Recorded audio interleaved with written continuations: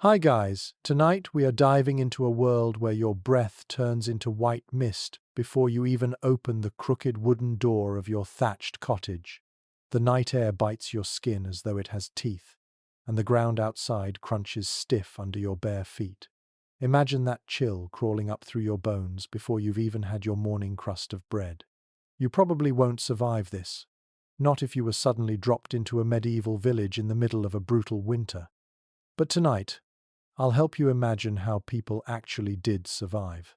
So, before you get comfortable, take a moment to like the video and subscribe, but only if you genuinely enjoy what I do here.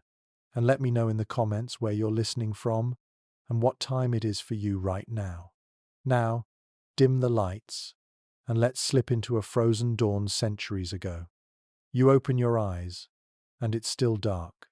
Winter mornings in medieval Europe arrive late, and the cold keeps you burrowed under scratchy blankets stuffed with straw.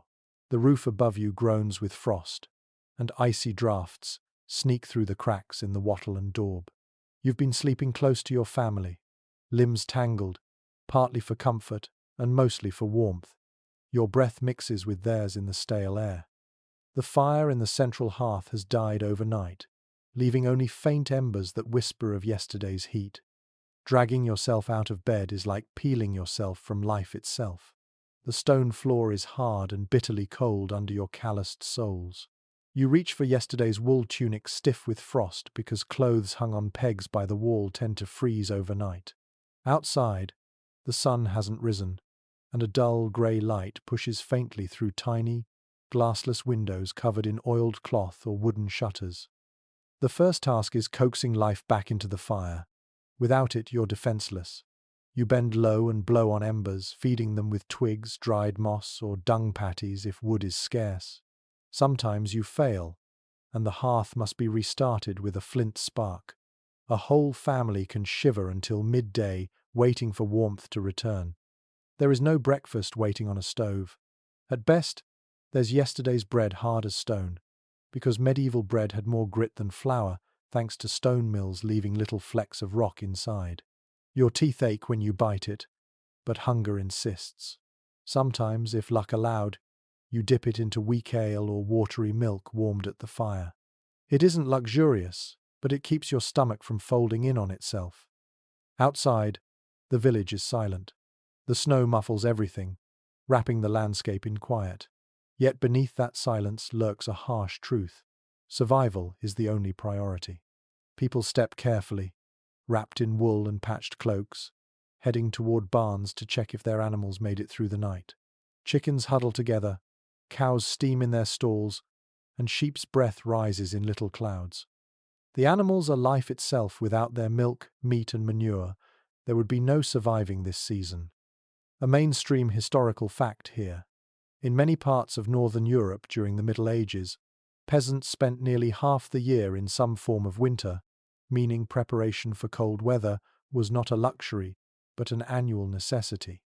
And then comes a quirky tidbit.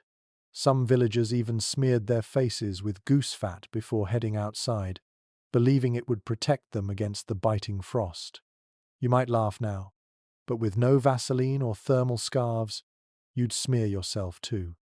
The day trudges forward, and the grey sky rarely brightens. The fields are useless, covered in ice. Work shifts indoors, spinning, weaving, mending, sharpening tools. The smell of damp wool and smoky fires hangs over everything. When the weather allows, men go to the woods to scavenge for firewood, though disputes often break out. Was it legal to gather fallen branches in the Lord's forest? Historians still argue whether peasant families had more freedom in winter to bend the rules, since enforcement became harder when snow blocked roads. You find yourself moving slower than usual. The cold makes every task heavy, every breath sting. The soundscape is strange. The creak of snow underfoot, the occasional bark of a dog, the groan of timber straining against frost. Nights are worse longer than days, darker than imagination. You huddle by the hearth, staring into flickering flames, telling yourself that spring will eventually arrive. Still, dawn after dawn repeats the same lesson. You wake to darkness, to frost, to survival. The world is small, your cottage, the barn, the tiny track between them. And yet, in that frozen dawn, every villager shares the same thought you do. Just get through today. Tomorrow will come, and with it another chance to keep breathing in the cold.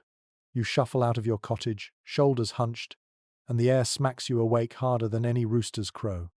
The village still slumbers in patches of smoke rising from crooked chimneys, but you notice the biting wind slipping through every crevice of your home.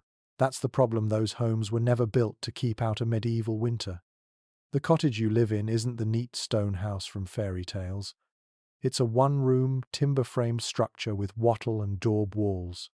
That means thin branches woven like a basket, plastered with a sticky mix of clay, straw, and animal dung. If you press your palm to the wall in winter, it almost feels alive with cold seeping through. The roof is thatch, stuffed tightly with reeds, but snow still clings in patches and water drips into buckets when the ice melts. You crouch near the hearth again, coaxing flames upward. Smoke curls and stings your eyes because the room doesn't have a chimney, only a smoke hole in the roof. Your clothes soak in that sharp smell daily. You cough, but you need the fire more than you need clean air. Families often argued about whether to keep shutters open to let smoke out or closed to keep heat in. Either way, your lungs never catch a break. There's no glass in your windows, just scraps of greased cloth stretched across to let in a blur of light. On windy days, the cloth slaps and rattles, and you swear you hear whispers from the cold sneaking inside. You pull your cloak tighter, but the draft creeps up your legs anyway. A mainstream historical fact: medieval houses, especially for peasants, had almost no insulation. Archaeological evidence shows walls as thin as 6 inches, offering barely more protection than a tent in deep snow. In such spaces, fire wasn't just warmth, it was the only defense against freezing to death. And here's your quirky tidbit. Some villagers actually shared their living space with chickens, goats, or even the family pig. Not because they were sentimental about animals, but because extra bodies radiated extra heat. Imagine dozing off with a snoring sow pressed against your legs. The layout is simple: beds along one wall, storage along another, and the fire pit in the middle. You might dream of privacy, but forget it. Children, parents, and sometimes servants all cram into the same smoky room. Even at night, the sound of someone coughing or snoring breaks through the crackle of fire. In the corner, the grain bin sits half empty, rats scratching for crumbs. The smell of mildew mixes with that lingering barnyard odor, reminding you how close your survival is tied to the animals you shelter. Walking outside again, you feel the wind slide down your collar, reminding you why the family bed is always more crowded in January. The houses in your village form a rough cluster, leaning against each other like weary travelers. Sometimes the timbers shift in winter storms, and neighbors wake to find entire walls sagging inward. Repairs must wait for warmer months, so you make do with props of wood, patching with straw stuffed in cracks. You may wonder if it was always this drafty. Some scholars suggest wealthier peasants might have plastered their walls smoother or hung woven tapestries to trap warmth. Others argue that even wealthier villagers lived with smoke-blackened rafters and damp, cold floors, because chimneys weren't common until the late Middle Ages. The truth probably lies somewhere in the middle. Historians still debate how much variation existed between poor cottages and the slightly better homes of prosperous farmers. You sit for a moment on a wooden stool, feeling it wobble on the uneven floor, and watch your breath curl in front of your face. Every inch of your house reminds you that survival in winter isn't comfort, it's simply enduring. When the wind howls through the cracks and rattles the shutters, you don't think of beauty or pride in your home. You just wonder if the roof will hold until dawn. The smell of smoke clings to your hair, your clothes itch with damp wool, and every time you bend down to feed the fire, you pray the sparks don't set the thatch roof ablaze. Your house may be drafty, smoky, and crowded, but in the bitter months, it is still the thin line between you and the frozen dark outside. You feel the cold in your lungs when you step outside, and it's more than just air, it's like swallowing knives. The cottage behind you wheezes smoke, but no matter how much you huddle by the hearth, the fire never quite lasts. That's why every winter morning the question hangs over your head like a grey cloud. Where do you find enough fuel to keep that fragile flame alive? Wood is the obvious answer, but it's also the hardest to get. The Lord owns the forests, and the penalties for poaching timber can be brutal. Fallen branches you can sometimes collect, but cutting trees without permission? That's dangerous. So you skulk along the edges of the woods, looking for scraps, twigs, brushwood, anything dry enough to burn. Whole families shuffle along frozen tracks, dragging bundles strapped to their backs, shoulders groaning under the weight. If you're lucky, you have access to peat, thick chunks of turf, cut in summer and left to dry, now stacked in a corner like treasure. When tossed into the fire, they smoulder slowly, filling the cottage with heavy, earthy smoke. Your eyes water, your chest tightens, but the heat lingers longer than sticks. You tell yourself that's worth the hacking cough.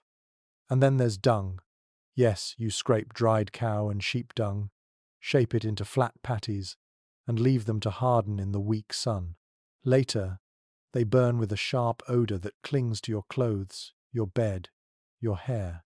People wrinkle their noses, but nobody complains, because without dung fuel, winter nights would be darker and colder than you could bear.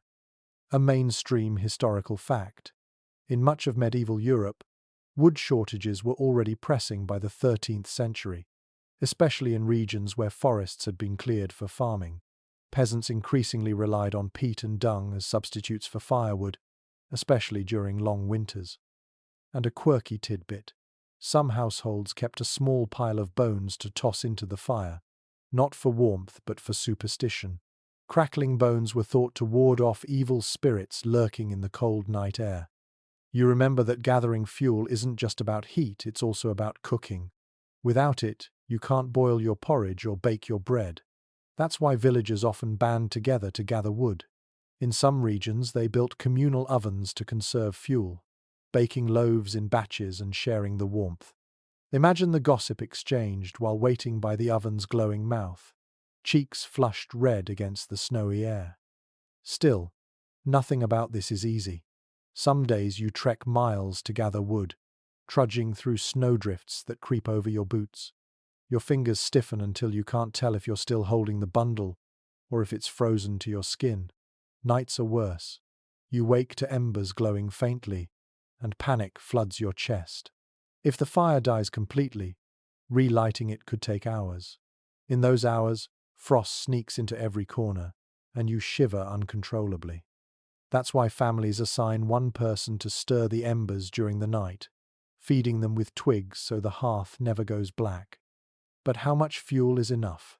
Scholars still puzzle over the actual consumption rates. Some argue peasants spent half their waking hours simply gathering and managing fuel, while others believe families were surprisingly efficient, stretching every bundle with skill passed down through generations. You drag another bundle through the snow, sweat sticking to your back despite the cold. Every creak of the sled feels like a heartbeat. Behind you, the cottage waits, its smoke drifting into the pale winter sky. Keeping that smoke rising isn't just comfort, it's a sign you're still alive, still clinging on through the season when nature seems determined to freeze you in place. By the time you reach your door again, your arms ache, your nose burns from the wind, and your lungs sting with icy air. You toss the wood into the corner with relief, knowing tonight you'll have at least a little fire.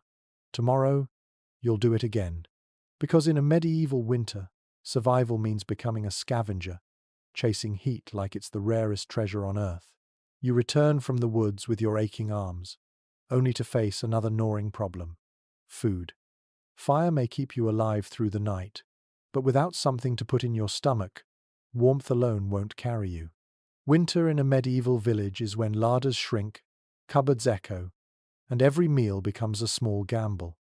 You glance toward the storage corner of the cottage, where barrels squat in the shadows like sentinels. One holds salted pork, its surface crusted white, the meat beneath grey and stringy from long preservation. Another is filled with grain, though weevils crawl in the kernels if you look too closely. There's a small pot of beans, and on a shelf above the fire hangs a rope of onions, shriveled to husks.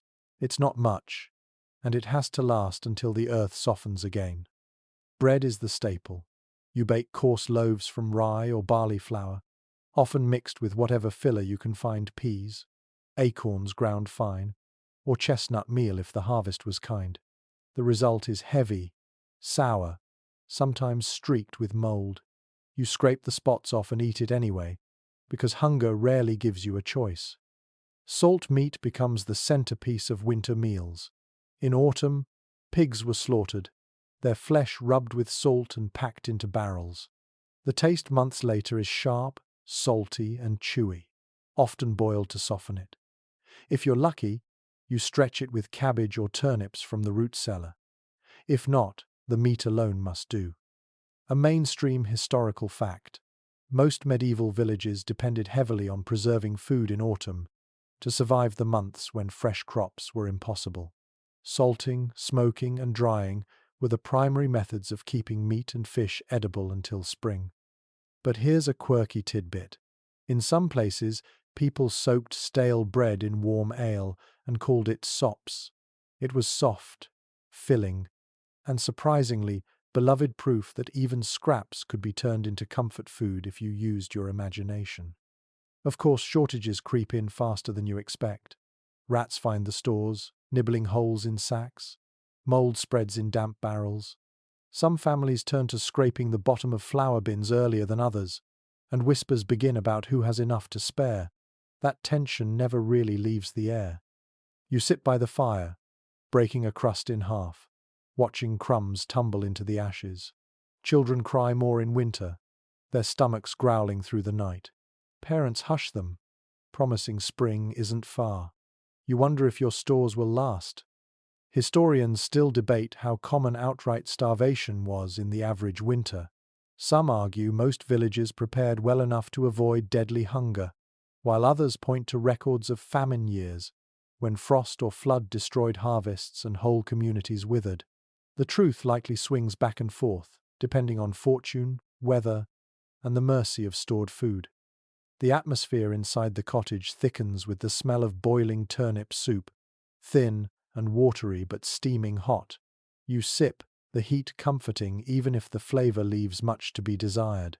Each spoonful tastes faintly of smoke, salt, and the faint bitterness of survival. Outside, the world remains locked in frost, but inside, you guard your barrels, your sacks, your precious shriveled onions. Every meal is measured, every bite counts. You don't eat to feel full, you eat to endure one more day, until the snow melts and the fields breathe again. You sit at the hearth, staring into the thin flame, stomach growling as the wind rattles your shutters. Grain stores look smaller each time you check. Salted pork is tougher and saltier by the week, and the cabbage hanging from the rafters has gone limp and sour.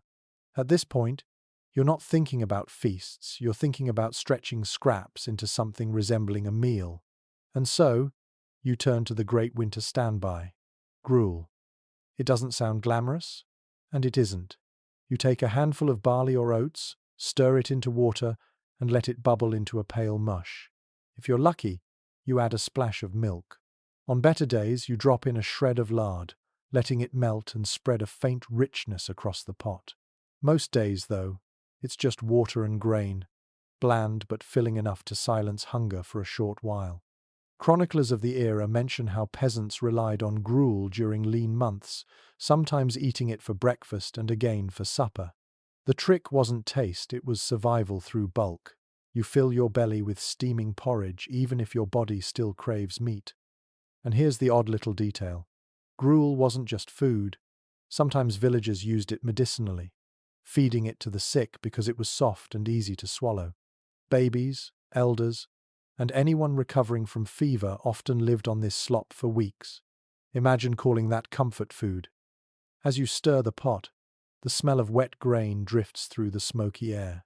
Children crowd around, eyes wide, bowls in hand, waiting for their share. They argue over which one gets the first ladle, knowing the top layer is warmest. You ladle out portions, watching the steam curl into the rafters, hoping it tricks everyone into feeling full. But how often did people eat meat alongside such gruel? The jury is still out among historians. Some evidence suggests peasants rarely touched flesh except on feast days, while other records hint that modest portions of bacon or salted fish were slipped in more often than once thought. The truth may lie in the unevenness of medieval life. One village flush with salted herring, another scraping mould from grain bins. You take a mouthful yourself, the texture lumpy, the taste faintly sour from the wooden pot. It sticks to your ribs but doesn't exactly thrill your senses. Yet, there's something soothing in its heat, a rhythm in spooning the mush into your mouth while the storm howls outside. At night, families fall asleep with bellies coated in porridge, dreaming of feasts that never come. And in the morning they boil another pot, because in winter a thin porridge is still better than nothing at all. The pot of gruel from last night sits congealed and grey, a reminder that food in winter is more about endurance than pleasure. Yet as dawn creeps over the frosted thatch, you reach for a different lifeline liquid, warm, and just intoxicating enough to dull the edges of hunger. Fermented drink. You might imagine medieval villagers clutching steaming mugs of hot cocoa or tea, but those luxuries wouldn't reach Europe until much later. Instead, the drink that carried people through the cold season was ale, cider, and in some regions, a weak, almost laughable beer. These weren't party beverages, they were survival tools. When water sources froze or turned foul, fermentation became the safest way to hydrate. So, when you lift a clay cup to your lips, it isn't indulgence, it's necessity. The process begins months earlier, in late summer or autumn. Barley or rye gets malted, mashed and boiled, then left to ferment in wooden barrels. Apples are pressed into cider, while honey diluted with water becomes mead if you're fortunate enough to have bees. By midwinter, your barrels are lined up like guards against thirst. You dip a ladle, pour into a cup, and drink.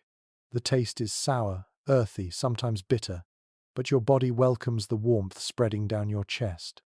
Records from the time reveal that ale was drunk daily, even by children, not because parents were reckless, but because the alcohol content was so low, it barely counted as intoxicating. Think of it more like liquid bread, a weak, frothy calorie boost that kept villagers trudging through endless snowy days. An amusing side note, sometimes the brew went wrong. Without modern controls, fermentation might turn your ale sour or your cider into something that tasted like vinegar mixed with smoke. Villagers still drank it, grimacing, because wasted drink meant wasted calories. Some even flavored the bitter batches with herbs, bog myrtle, heather, or rosemary to disguise the foulness. Medieval craft beer, if you will, though probably less Instagram-worthy. You sit in the cottage with your family, passing around a jug. Each person takes a sip, lips touching the clay rim, the liquid dulling the sharp pangs in their stomachs. Children giggle when the bubbles tickle their noses, while elders nod slowly, eyes half closed, letting the warmth sink in. The hearth crackles faintly, and for a moment, everyone almost feels content. But how central was ale to peasant life? Researchers remain divided. Some argue it was consumed in astonishing quantities, several litres per person per day, while others believe that figure is exaggerated, suggesting people leaned on thin porridge and broth just as heavily. Without exact records, we peer into the haze of barrels and guesswork, knowing at least that villagers drank ale not for revelry, but for survival. Step outside, and you'll see another sign of fermentation. Barrels stacked against walls, casks lined with frost, the air faintly sweet where spillage froze sticky on the ground. In cider regions, the scent of apples clings to barns, a memory of autumn pressed into every sip. Mead, rare and golden, becomes more than a drink, it's almost a treasure, brought out only when spirits flag dangerously low, or when a neighbor falls ill and needs medicine. And here's the curious twist.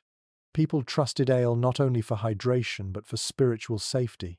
Some believed that the bubbling froth itself carried protective power, driving away evil spirits lurking in the long nights. To drink was to fortify not just your body, but your soul. Imagine trudging back from the woods with numb fingers and aching shoulders, then wrapping your hands around a cup of steaming, spiced ale, yes. Sometimes they warmed it with herbs and left it by the fire. The smell rises, sharp and sweet, and you take a long sip. It doesn't erase the hunger, but it eases the dread of another endless night. Of course, ale could also become mischief. Stronger batches brewed by accident left villagers stumbling, tongues loose, laughter louder than usual. Stories tell of winter nights where songs spilled out of smoky cottages, fueled by drink too potent for its own good. Then, mornings arrived with sore heads, a luxury that proved people weren't starving badly enough to ignore merriment altogether. The children in your cottage slurp weak ale with their bread sops, eyes wide, unaware that one day they'll carry the barrels themselves. Your neighbour knocks at the door, offering a trade, a jug of his cider for a strip of salted pork. You hesitate. Pork is precious, but the promise of sweet apple warmth tempts you.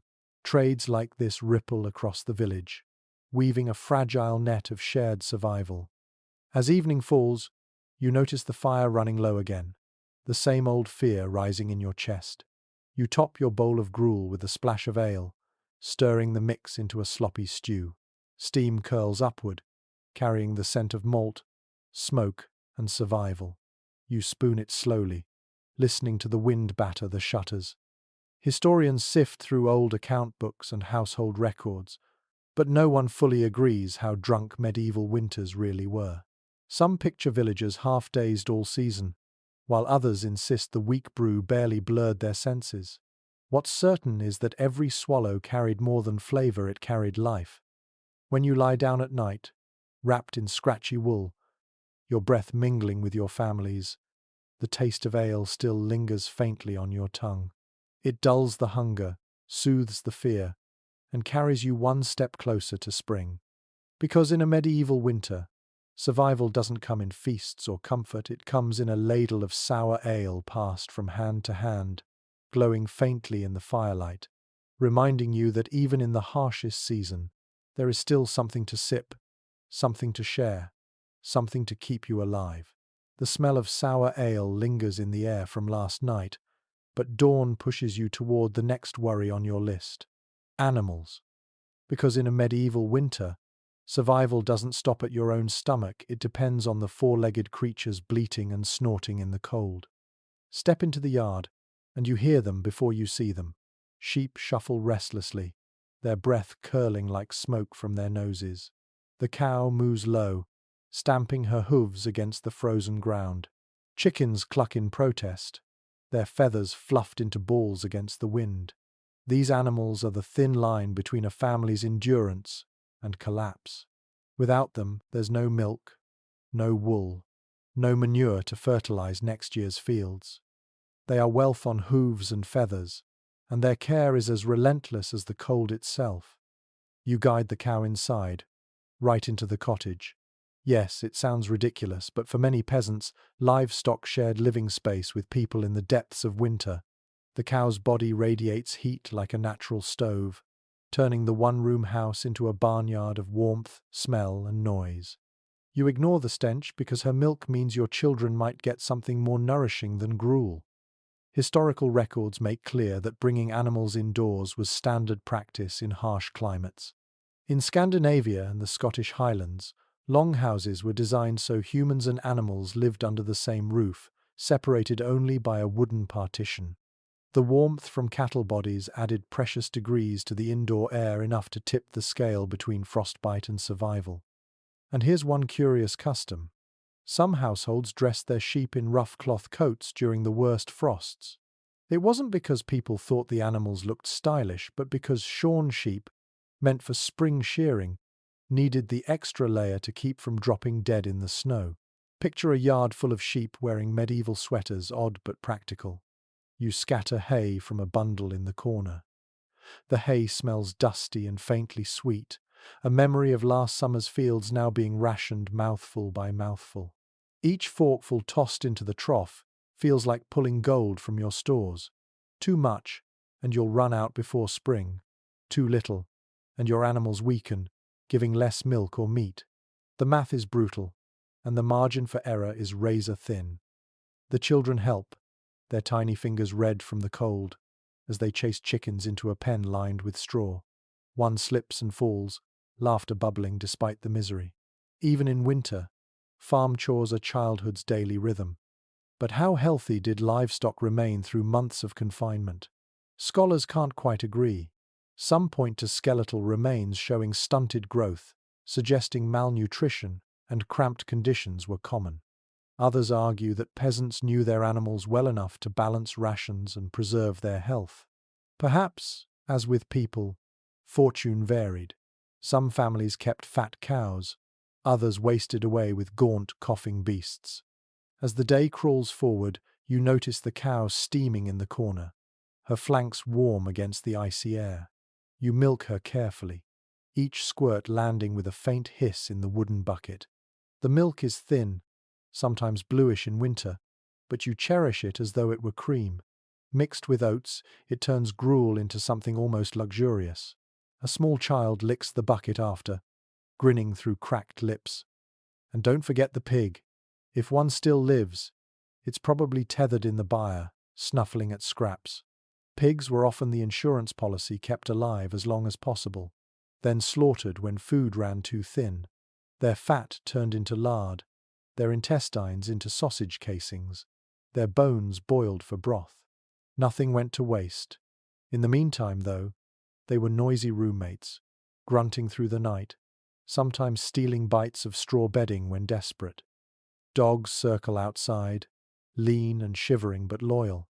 They keep watch, deter thieves, and sometimes, in the cruelest years, become food themselves.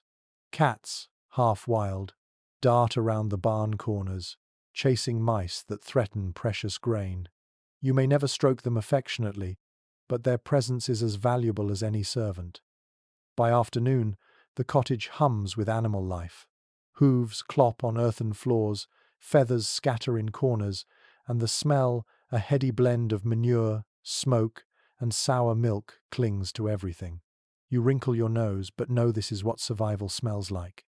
In the evening, as the wind roars again, you huddle on your bed of straw and wool, your cow shifting in the shadows, sheep pressed together in the lean-to, chickens roosting above the rafters. It's a barnyard lullaby, clucks and moos mingling with human snores. Researchers examining medieval village layouts still debate how widespread the practice of housing animals indoors really was. Some argue it was nearly universal in colder regions. Others think it was a last resort for only the poorest households. The ambiguity hangs like frost in the air, but whether inside or in crude sheds, animals were as essential as firewood in keeping life going. So, as the candle burns low and the storm howls against your door, you fall asleep with your family close and your animals closer still. Their warmth seeps into the night, their breath mingles with yours, and you realize that in winter, survival is never human alone, it's a shared endurance, a crowded, noisy symphony of bodies refusing to yield to the cold. The animals shift and grunt in the corner of the cottage as another night drains away. You wake with the sour smell of dung in your nose and smoke in your throat, but the greater discomfort gnaws at your skin. Winter doesn't only test your belly and your firewood supply, it also tests every scrap of clothing you can scrape together. Because in this world, warmth isn't measured in degrees, it's measured in layers of wool. You reach for your tunic, stiff with frost where it hung overnight. The fabric is coarse, scratchy against your skin, woven from the thick fleece of last spring's sheep. Beneath it, you wrap strips of linen, if you're lucky enough to own them. Then comes the cloak, heavy and pungent with the lingering scent of lanolin and sweat. The cold still seeps through, but without these layers, you'd be an icicle before noon. Contemporary accounts make clear that wool was the peasant's best friend in winter. Unlike linen, it stayed warm even when damp, and its greasy fibers repelled water better than most fabrics of the time. Archaeological finds, show entire graves of villagers wrapped in simple wool cloaks, proof that their lives and deaths were clothed in sheep's fleece. Here's the stranger detail. Some villagers greased their cloaks with animal fat to make them more resistant to snow and rain. Imagine tugging on a coat that smells like last week's roast. Unpleasant, yes, but when you're trudging through sleet with no roof in sight, you stop caring about the perfume. You tug at your hood, often nothing more than a pointed woolen cap called a coif, and tie a strip of cloth around your neck. Gloves? Rare, unless you fashion mittens from scraps of hide. More often, you tuck your hands inside your sleeves, rubbing them together to bring back feeling. Boots, if you own them, are leather patched with bits of fur. More often, peasants bound their feet with rags, layering until the toes turned into lumpy, awkward bundles. You shuffle through snow like a scarecrow with sore feet. Children wear what they're given, often oversized hand-me-downs that drag in the mud or gape at the seams. A child might trudge out to fetch water with a cloak 3 sizes too big, the hem already stiff with ice. Mothers patch constantly, spinning thread from the spindle and mending by firelight until their eyes blur. Every garment carries stitches from dozens of winters past. The question of how many clothes a peasant family actually owned still divides historians. Some argue that most families had only 1 or 2 sets each, worn constantly until they rotted. Others think that spinning and weaving were so relentless that spare garments might not have been uncommon. The evidence is patchy, literally and figuratively, leaving us to imagine villages stitched together from scraps. You run your fingers over a tear in your sleeve, remembering how the wool scratched your arms raw last season. Yet without it, the frostbite would creep in fast. Chilblains swollen, red, itching sores already mar your fingers, the price of cold seeping through threadbare mitts. You scratch absent-mindedly, knowing they'll split and bleed if you aren't careful. In the corner, your neighbor adjusts her fur-lined cloak. Not everyone has fur, but rabbits, foxes, and even cats sometimes find themselves skinned to line the garments of those who can afford the luxury. You inhale, half envious, as she pulls the hood tight around her ears.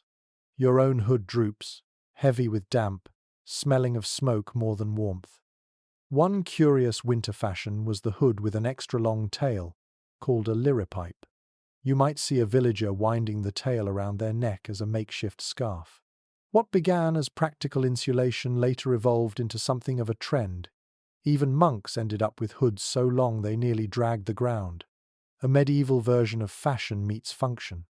The cottage itself is filled with smells of damp wool, unwashed bodies, and smoky grease. When everyone huddles inside wearing the same garments day after day, the air thickens into something between a barn and a laundry pile. But nobody complains. Complaining won't bring spring any faster. By midday, you wrap an extra cloak over your shoulders before stepping outside. The wind slices across the village green, and you thank the sheep silently for their sacrifice. Every layer of wool is a prayer against the cold. You trudge past neighbors who look like bundles of fabric with faces peeking out. Each cloak patched so many times it's a patchwork of different winters. Yet clothing can only do so much. Nights remain brutal. You crawl into bed wearing every layer you own. Boots still on your feet, cloak still around your shoulders. The children burrow under with you, their small bodies pressed close. Together, you look less like a family and more like a pile of discarded laundry. Still, your breath mingles in the dark, and you survive another night. Archaeologists still puzzle over how colourful peasant garments might have been. Were winters a sea of brown and grey? Or did natural dyes madder red, woad blue, walnut brown bring splashes of colour to the gloom? The fragments we've uncovered hint at more vibrancy than you might expect, suggesting villagers fought the bleak season not just with warmth, but with brightness where they could afford it. As the storm howls outside, you rub the wool against your skin, itchy but protective, scratchy but life-saving. The fabric creaks as you turn over, the seams groaning with age. Tomorrow, you'll patch another hole, spin another length of thread, and hope the garment holds until the thaw. Because in a medieval winter, your cloak isn't just clothing. It's your shield, your blanket, your survival stitched together, frayed but stubborn, like you. The night stretches long, the wind rattling the shutters until you swear the whole cottage might blow into the sky. You've wrapped yourself in every scratchy layer of wool you own, but the real question is how to endure the long hours of darkness. The answer, as it turns out, is simple. Everyone piles together and shares what little warmth the human body can produce. Beds in a medieval peasant home aren't what you'd call inviting. Forget feather mattresses and clean linen sheets. Instead, you settle into a wooden frame filled with straw or reeds, sometimes stuffed into a cloth sack, sometimes just piled loose beneath you. The straw rustles each time you turn, and before long it grows damp with sweat, spilt ale, and whatever vermin creep in. Mice nibble nearby crumbs, fleas hop gleefully in your blanket. You sigh, scratch, and roll over, but you don't complain. A bed, even one alive with pests, is still a place to lie down. By now, the entire family has squeezed onto the same bed platform. Children sprawl sideways, feet in your ribs. Your spouse curls against your back, breath warm on your neck. Sometimes even the servant or grandmother wedges in, until the bed resembles a heap of logs crammed together for the fire. It's noisy, sweaty, and crowded, but in a cottage where frost snakes through every crack, proximity is survival. Medieval records make clear that communal sleeping was normal for peasants, and not only among family. Travelers, servants, even neighbors might share beds when space was short. A bedfellow wasn't necessarily romantic, just practical. To sleep alone in winter was to waste heat, and wasted heat meant risk. And here's one strange little note. Some families even tucked their chickens into the corners of the bed. The clucking birds gave off small bursts of warmth, and besides, nobody wanted their prized layers freezing to death in the night. Imagine trying to sleep while a hen occasionally pecked at your toes. You shift under the blankets, the wool itchy and the straw poking your skin. The fire on the hearth sputters low, but you don't rise to tend it not when you're pinned between two children and the cow snorts softly from her stall nearby. The room smells of smoke, sweat, and livestock, but somehow it becomes a lullaby. Your mind drifts in and out of sleep, the darkness heavy but shared. But did every peasant sleep this way? Scholars disagree. Some argue that most cottages had only one main sleeping space, while others suggest that lofts or side platforms allowed for more separation. The surviving descriptions vary, leaving us to wonder how much intimacy or awkwardness filled those long winter nights. Sleep itself comes in fits. Without clocks, you wake naturally in the middle of the night. Medieval villagers often experienced segmented sleep, a first slumber followed by a wakeful hour or two, then a second round of dozing. In those dark interludes, you stir the embers, whisper prayers, or, if you're restless, slip outside to relieve yourself in the snow. The stars blaze so brightly in the frozen sky that it almost hurts your eyes. You return, nose dripping, toes numb, diving back into the family heap like a swimmer into warm water. The bed creaks, straw rustles, and someone coughs. Children squirm and mumble in their sleep. A baby whimpers, soothed quickly by milk. Even in slumber, the night is full of sound, an orchestra of breathing, snoring, shuffling bodies. You sigh into the dark, grateful that noise means life. Silence would mean otherwise. Sometimes, if spirits are high, the bed becomes a place of whispered stories, old folk tales about saints, spirits, or heroes who braved winters worse than this. Children listen wide-eyed, their heads nestled against shoulders, while adults chuckle softly. The bed, however cramped, becomes a theatre of survival. Every tale, a way of warming minds when bodies are cold. And don't forget the bugs. Fleas, lice, and bedbugs thrive in straw bedding. No matter how often you shake the mattress or spread it in the weak winter sun, they return. You scratch until your skin burns, muttering curses, but the pests win every time. Some villagers even scattered aromatic herbs, lavender, mint, or tansy into their straw in the hope of keeping vermin away. The smell may have been soothing, even if the bugs mostly ignored it. You dream in fragments, broken by the fire's crackle or the cow's snort. Dreams of summer meadows, of bread fresh from the oven, of sunlight that doesn't sting your eyes with frost. Then you wake again to the real world. A crowded bed, smoky rafters, and the certainty that morning will bring another day of chores in the cold. Historians continue to puzzle over whether communal sleeping strengthened bonds within families or tested patience to its limits. Did it create comfort, or did it breed resentment? The truth, as always, likely depends on the family, the village, and the particular winter. But one thing remains certain. Without shared warmth, few would have lived to see spring. So you burrow deeper into the heap, ignoring the straw poking your neck and the child's icy feet against your thigh. You close your eyes and let the rhythm of shared breathing carry you away, reminding yourself that in a medieval winter, the bed isn't just a place to rest. It's a furnace of flesh, a shield against frost, and a nightly pledge that together you'll endure until the thaw. Morning creeps back into the cottage, but instead of brightness, it delivers only a pale grey light and the same gnawing chill. You push off the scratchy wool cloak tangled around you and stretch, but pain sparks in your fingers and toes. Winter doesn't just make you cold, it leaves marks on your body, marks you'll carry long after the snow melts. Your hands sting with chilblains, those red swollen sores that flare whenever skin is exposed to damp cold. They itch so fiercely you nearly claw at them, then ache so badly you wince. Children cry at night from the same affliction, scratching themselves raw. And if the cold digs deeper, frostbite threatens. Toes turn white, then black, and sometimes they never heal. In a village with no surgeon, losing a toe is a quiet tragedy, accepted almost as routine. Chroniclers left blunt notes about these afflictions, describing winters when villagers limped from frostbite or wrapped their hands in rags to keep working. The pain wasn't hidden, it was a daily part of life. And here's a grim little side note. Some believed rubbing snow on frostbitten flesh could cure it. Imagine the cruel irony, treating cold injury with more cold. Sometimes it revived circulation, but just as often it worsened the damage. The fire helps, though barely. Smoke stings your lungs, leaving a rattling cough that never quite goes away. Winter illnesses spread easily in cramped cottages. One child sneezes, and soon the whole family is sniffling. Colds linger, fevers rise, and you watch the weak grow weaker. Herbal remedies are all you have.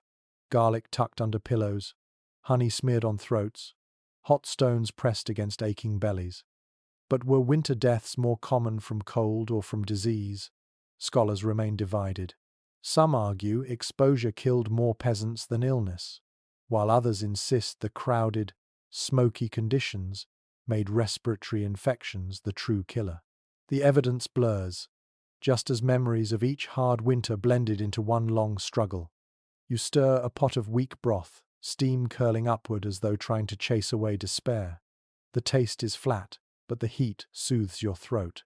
Around you, neighbors shuffle in, their faces pale, lips cracked, each of them carrying the same weary look. A child coughs until her eyes water. An elder shivers despite the layers of wool on his back. The smell in the cottage is thick sweat, sickness, smoke, and the sour tang of damp straw. You press herbs into a bundle, hanging them from the rafters in the hope they'll sweeten the air. Maybe it works, maybe it doesn't, but the act itself feels like defiance against the season. Some illnesses strike harder in winter. Fevers flare, coughs deepen, joints ache worse in the damp. Villagers whisper about winter fevers, mysterious ailments that appear each year with the frost. Nobody knows exactly why, but everyone fears the sound of relentless coughing in the dark. You sit close to the fire, wrapping your sore hands in cloth. The children huddle beside you, their eyes watery, noses red. You murmur stories to distract them, your voice roughened by smoke. In this season, health isn't about thriving, it's about hanging on, keeping breath in lungs, keeping bones from snapping under the cold. And so the long nights pass, filled with coughing, scratching, shivering, and praying. Your body becomes a battlefield against winter itself. Some years you win, Some years you lose. But each morning you wake, you've survived another round in the endless contest between flesh and frost. By now, the salted pork barrel is almost scraped to the bottom. The onions have shriveled into ghostly shells, and even the turnips in the cellar taste more of dirt than sweetness. The cold lingers. Snow still covers the fields, and your stomach growls like an animal that refuses to be soothed. Hunger sharpens into desperation. You find yourself staring at scraps with new eyes. A crust of bread, hard as stone, becomes precious enough to soak in warm water and chew slowly as if it were a feast. Grain bins are swept bare, every kernel picked out, and yet the family still isn't full. At this point, you begin to forage for things you would never dream of eating in summer. Accounts from the late Middle Ages mention villagers scraping bark from trees, grinding it to mix with flour. It didn't taste good, it barely tasted like food at all, but it added bulk to dough, tricking the body into thinking it had eaten more. Some also roasted acorns, soaking them to remove the bitterness, then grinding them into coarse meal. It was rough on the stomach, but rougher still was letting children cry from hunger. And here's the startling side note. Rats sometimes became part of the diet. Not often, and certainly not proudly, but in the harshest years, peasants trapped them, skinned them, and boiled them into stew. Hunger erases hesitation, and the memory of a full belly outweighs disgust. You wander into the snowy woods, searching for anything edible. Frozen berries, bitter greens hiding beneath frost, roots that can be dug from hard ground. Each small discovery feels like treasure. Some villagers chew dried nettles or gnaw on the leathery skin of old cheese. Even bones saved from autumn slaughter are crushed to make broth, the faint flavor of marrow turning hot water into a luxury. But how common was famine every winter? Experts disagree. Some argue that most years, careful storage meant peasants endured without starving. Others point to evidence of recurring food crises whenever harvests failed, painting winter as a season of constant dread. The truth likely lies between. Many winters endured with grumbling bellies, but the worst ones carved deep scars into memory. You return home with your prize, a bundle of acorns, bitter and shriveled, but food nonetheless. You crack them with a stone, soak them in water, and boil them into a thick brown paste. The smell is sharp, earthy, and unappetizing, but your children's eyes brighten when you ladle it out. They eat greedily, not because they enjoy it, but because it means they won't sleep hungry. Neighbors whisper about families worse off. Someone's grain bin was empty by mid-January. Another family is rumored to have slaughtered their only cow out of desperation. You keep your head down, clutching your bundle of acorn paste tighter, reminding yourself that survival often means swallowing shame along with your food. Inside the cottage, the smell of boiled bark and bitter acorn stew hangs heavy. It is not the smell of comfort, it is the smell of endurance. You close your eyes, spooning the rough meal into your mouth, and tell yourself you'll last another day. Because in a medieval winter, hunger teaches you a lesson no feast ever will. You can eat almost anything if the cold presses hard enough, and if the snow refuses to melt, you'll chew bark and rats and call it dinner. The thin stew of acorns from last night sits heavy in your belly, but the hunger never really leaves. Everyone in the village feels it.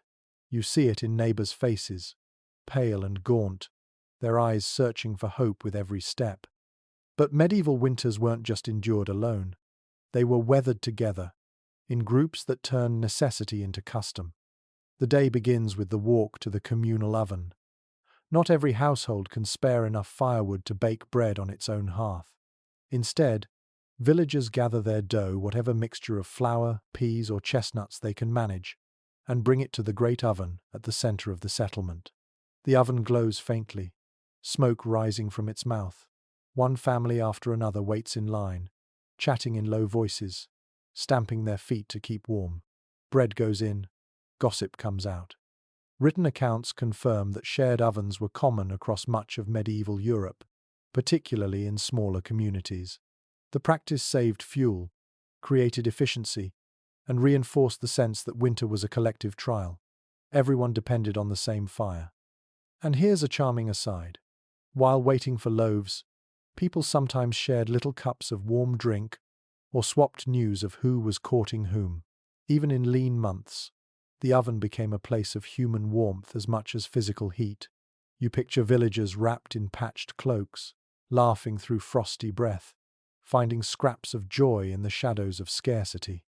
Later, you walk to the barn where several families have agreed to keep their animals together. It isn't only efficient, it's safer. Huddled cows share body heat, while shepherds take turns guarding against wolves that might creep down from the woods.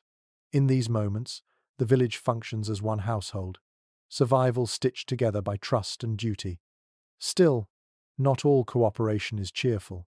Tensions run beneath the surface. Who contributed more firewood? Whose chickens eat more of the communal feed? When the bread comes out of the oven, families eye each other's loaves suspiciously, muttering that someone's dough seemed larger when it went in. Sharing is survival, but suspicion is the winter's shadow. Archaeologists examining settlement layouts point out that proximity wasn't just convenience, it was strategy. Houses built close together helped shield one another from the wind. Narrow lanes trapped snow, but they also trapped warmth. Yet scholars debate how much villagers truly pooled their resources. Were they bound by generosity, or forced into it by desperation? The evidence leaves space for both possibilities. As night closes in, you find yourself invited into a neighbor's home.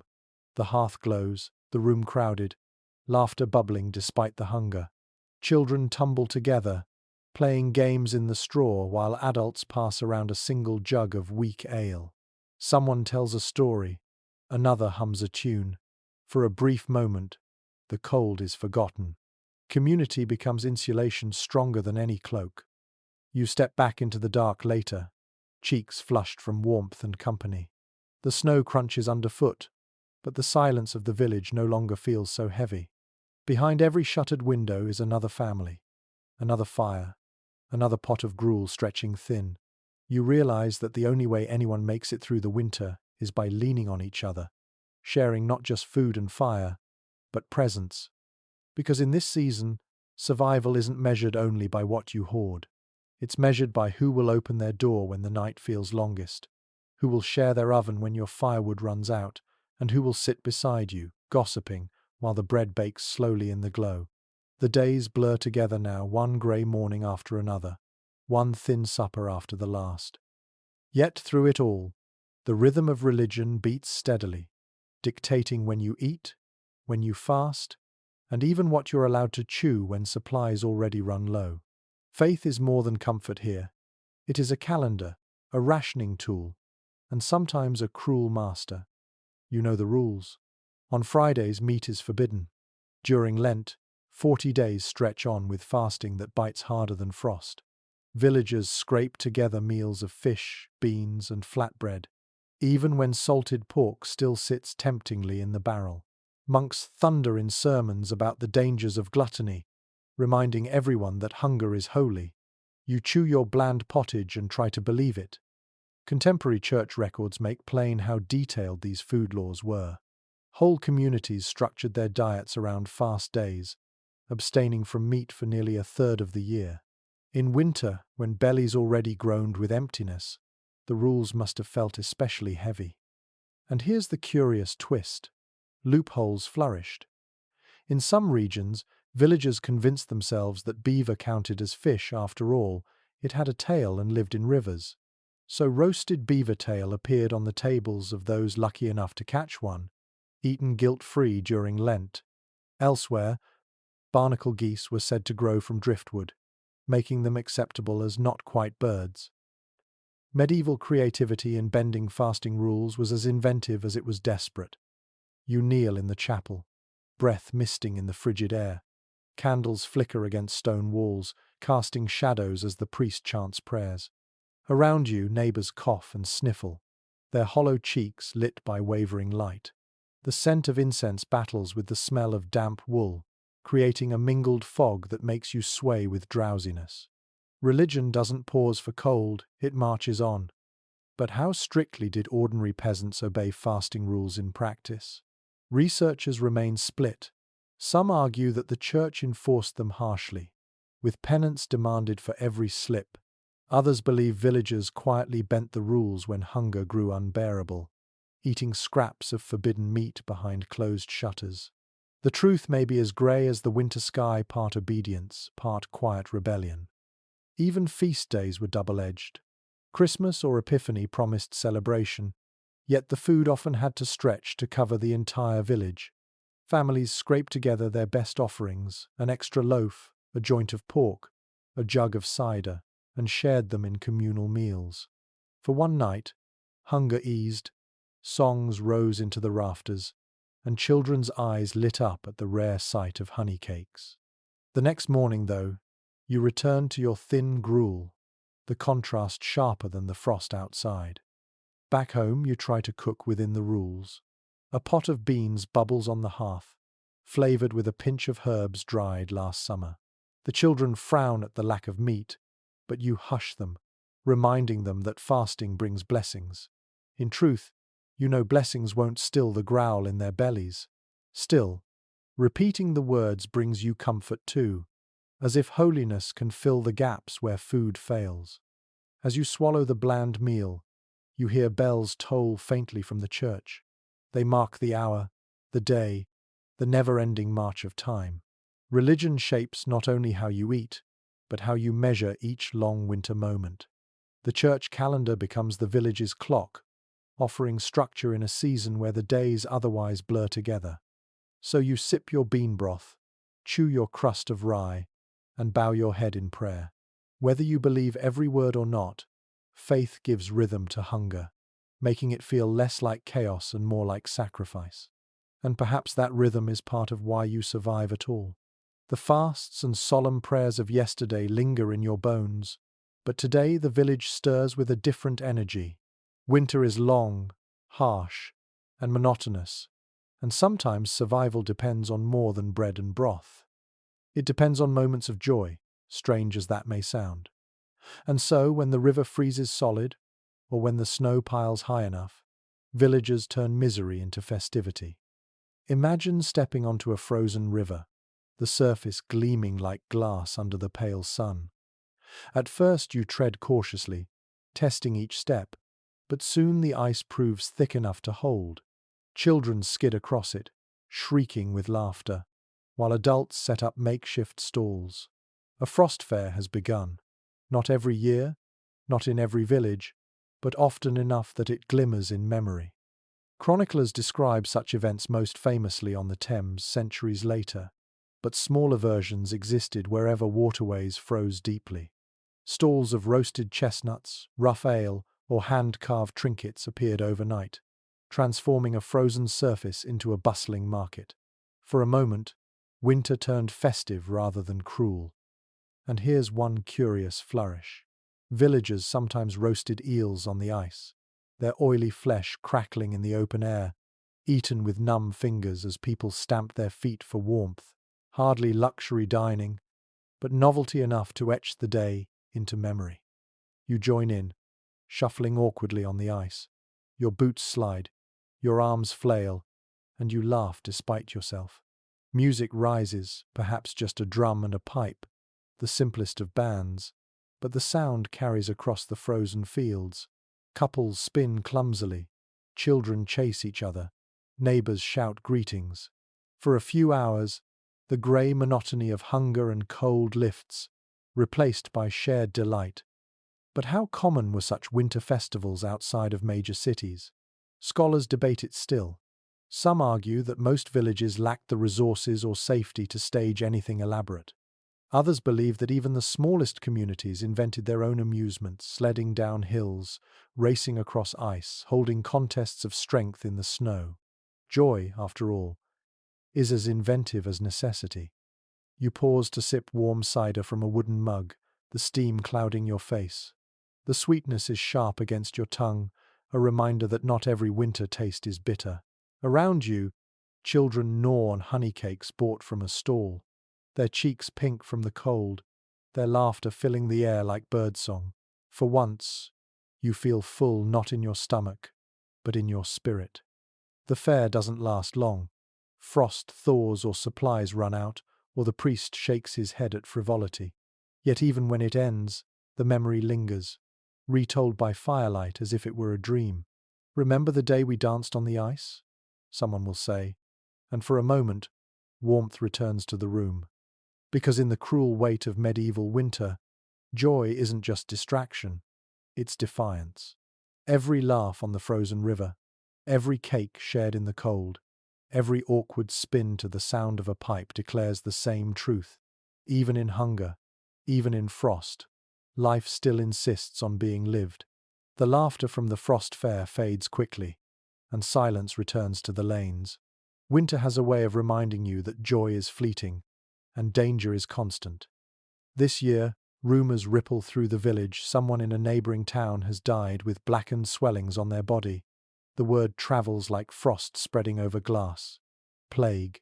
And though the Black Death is not confined to winter, the season magnifies its terror.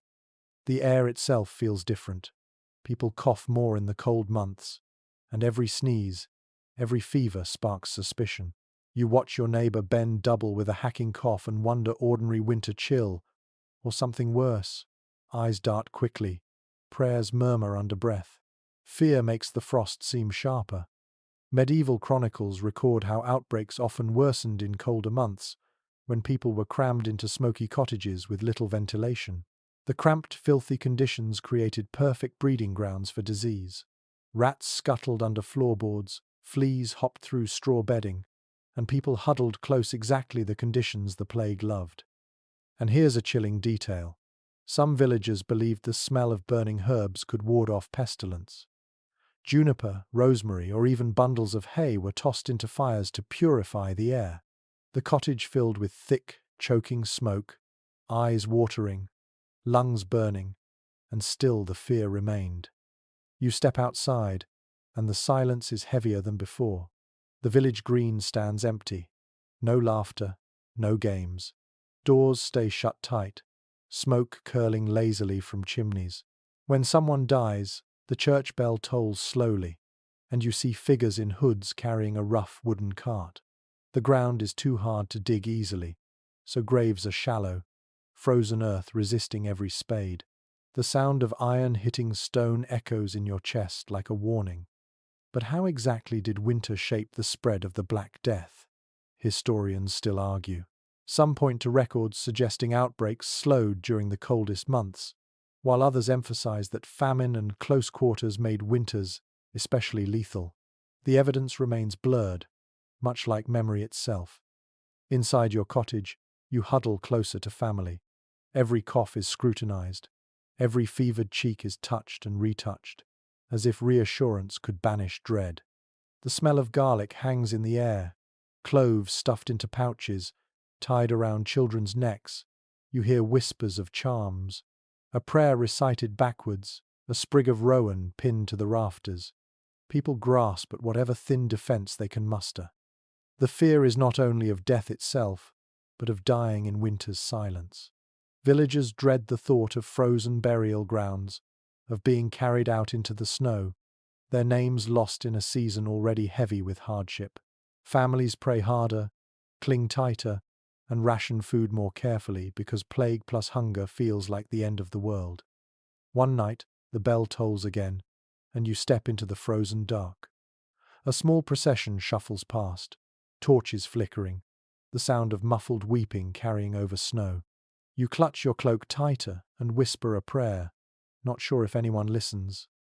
The village feels like it is holding its breath, waiting, fearing, enduring. Because when the Black Death met a medieval winter, survival became more than enduring cold or hunger. It became the act of waking each morning, coughing into your sleeve, and praying it was only the smoke in your lungs and not the shadow of death taking its turn at your door. The dread of plague lingers in your chest, but life insists on pressing forward, especially for the children of the village. Winter is hardest on them, yet they also bring the brightest flickers of defiance. Their small voices, their games, their laughter cutting through the cold, these become reminders that not every moment is ruled by fear. You watch as they tumble out into the snow, cloaks flapping like wings, cheeks flushed red with frost. They chase each other across the frozen fields, sliding on boots or bare feet wrapped in rags. The squeals echo, filling the village with a sound that is both fragile and fierce. Even in hunger, children find ways to play. Contemporary writings mention these games, simple pastimes like throwing snowballs, sliding across icy ponds, or carving toys from scraps of wood. A stick becomes a sword, a lump of ice, a makeshift ball. Winter shrinks the world, but imagination stretches it wide again. And here's one curious little note. Some children crafted ice bones, small frozen sticks they tossed like dice. The game was half play, half fortune-telling, a way of peering into luck for the year ahead. Who would find food? Who would get married? Who might not survive until spring? Even in games, survival was never far from their minds. But childhood in winter isn't only play. Work weighs just as heavily, perhaps more so. At dawn, you see small hands carrying buckets of icy water from the well, shoulders bending under loads of firewood, fingers raw from pulling straw for bedding. Children scatter grain for chickens, sweep snow from paths, and tend the goats tethered near the cottage. Their laughter collides with coughs, their play with chores, until you realize both are woven into the same day. How harsh were these burdens? Scholars remain divided. Some believe peasant children worked constantly, their games snatched in stolen moments. Others suggest winter's shorter days, and stalled farming gave them more time for play than summer toil. The truth, like the snow itself, may lie in shifting layers, one day joy, the next exhaustion. Inside the cottage, you watch children huddle near the hearth. They share a crust of bread, giggling as they dip it into weak ale, and pretend it's a grand feast. They tell stories, sometimes about saints, sometimes about silly animals, their eyes wide in the flicker of firelight. The smoke makes them cough, but the sparkle in their eyes refuses to dim. You tuck one into bed later, wrapping him in a patchwork cloak that still smells of sheep. His fingers are cold, his belly not quite full, but his breathing evens into sleep. For a moment, peace rests on his face. You glance at the others curled together, straw rustling as they shift, and you wonder how many winters they will see. The thought lingers, heavy, but you hush it. Tonight, they are here. In some villages, winter evenings even brought organized play, sliding contests down snowy hills, mock battles fought with straw bundles, riddles told by candlelight. A traveling storyteller might capture children's attention with tales of knights and dragons, their voices rising over the crackle of the fire. The stories wrapped them in warmth no cloak could match. You know too well that childhood in winter is a gamble. Frostbite scars, toes, hunger stunts growth, sickness claims the weak. Yet children still laugh, still play, still shout across frozen ponds. Their voices defy the silence of snow, a chorus of survival that refuses to quiet. So you watch them, bundled in rags, chasing one another through the white fields, their joy sharp and bright against the dull sky. And you realize that even in the hardest season, life finds a way to laugh. The children's laughter echoes across the snow, but not every sound in the village brings joy. Hunger twists into desperation, and desperation sometimes tips into crime. Winter was always the leanest season, and when cupboards emptied, morality could grow as thin as the gruel in the pot.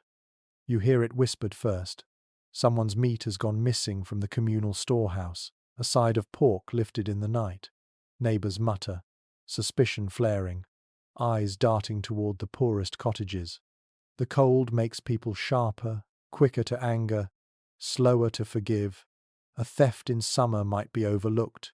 A theft in winter could doom a family. Court records from the Middle Ages confirm that thefts often spiked during the coldest months. Grain stolen from barns, wood taken from hedgerows, even clothes pilfered from washing lines. To be caught with someone else's bread was a crime of survival, but one punished harshly nonetheless. And here's the darker tidbit. Witches were sometimes blamed for winter suffering. When animals sickened or children wasted away, suspicion turned toward the old woman living at the edge of the village. Accusations rose with the frost, fueled by fear more than evidence. A pot of herbs by her fire might look like witchcraft to eyes desperate for someone to blame. You walk past the manor gate and see a figure lashed to the stocks, her hands raw from cold. Maybe she stole wood. Maybe she was only unlucky enough to be accused. The villagers glance quickly, some with pity, others with hard satisfaction. Justice in winter was as unforgiving as the weather itself. But how common were witchcraft trials in the Middle Ages compared to later centuries? Historians still dispute it. Some argue that accusations were rare before the great panics of the 16th and 17th centuries, while others see plenty of evidence that suspicion simmered long before. The debate lingers like smoke in the rafters, always present, never entirely clear. Inside your cottage, you guard your stores more closely now, shifting barrels and sacks toward the hearth where your eyes can watch them. You trade wary glances with neighbors, measuring trust against hunger. At night, you bolt the door more tightly, though a determined thief could still pry it open with little effort. Yet, crime wasn't always theft. Sometimes, quarrels flared into violence over firewood, over grazing rights, over nothing more than a harsh word spoken in the dark. Winter gnawed at patience until it snapped. The village reeve or bailiff stepped in, handing out fines or ordering penance, but the resentment lingered long after. You remember a story told by your grandfather, one winter so harsh that villagers began stealing turnips from church fields. The priest thundered against them, yet he too had to eat, and so he turned a blind eye when scraps went missing. Justice, after all, was flexible when starvation pressed hard enough. Tonight, as the snow thickens again, you lie awake, listening for footsteps outside. The dog growls faintly, ears pricked. You clutch your cloak tighter, torn between pity for the hungry thief and fear that your own family may be next. In winter, every villager is both victim and suspect, both watchman and potential criminal. Because in the long, frozen nights, when bellies groan and fires burn low, even the smallest theft feels like violence. And justice, swift and rough, becomes another kind of survival, one more cruel than the cold itself. The whisper of thefts and punishments lingers in the air, but winter does more than sharpen suspicion. It strips the village bare and reveals its hierarchy.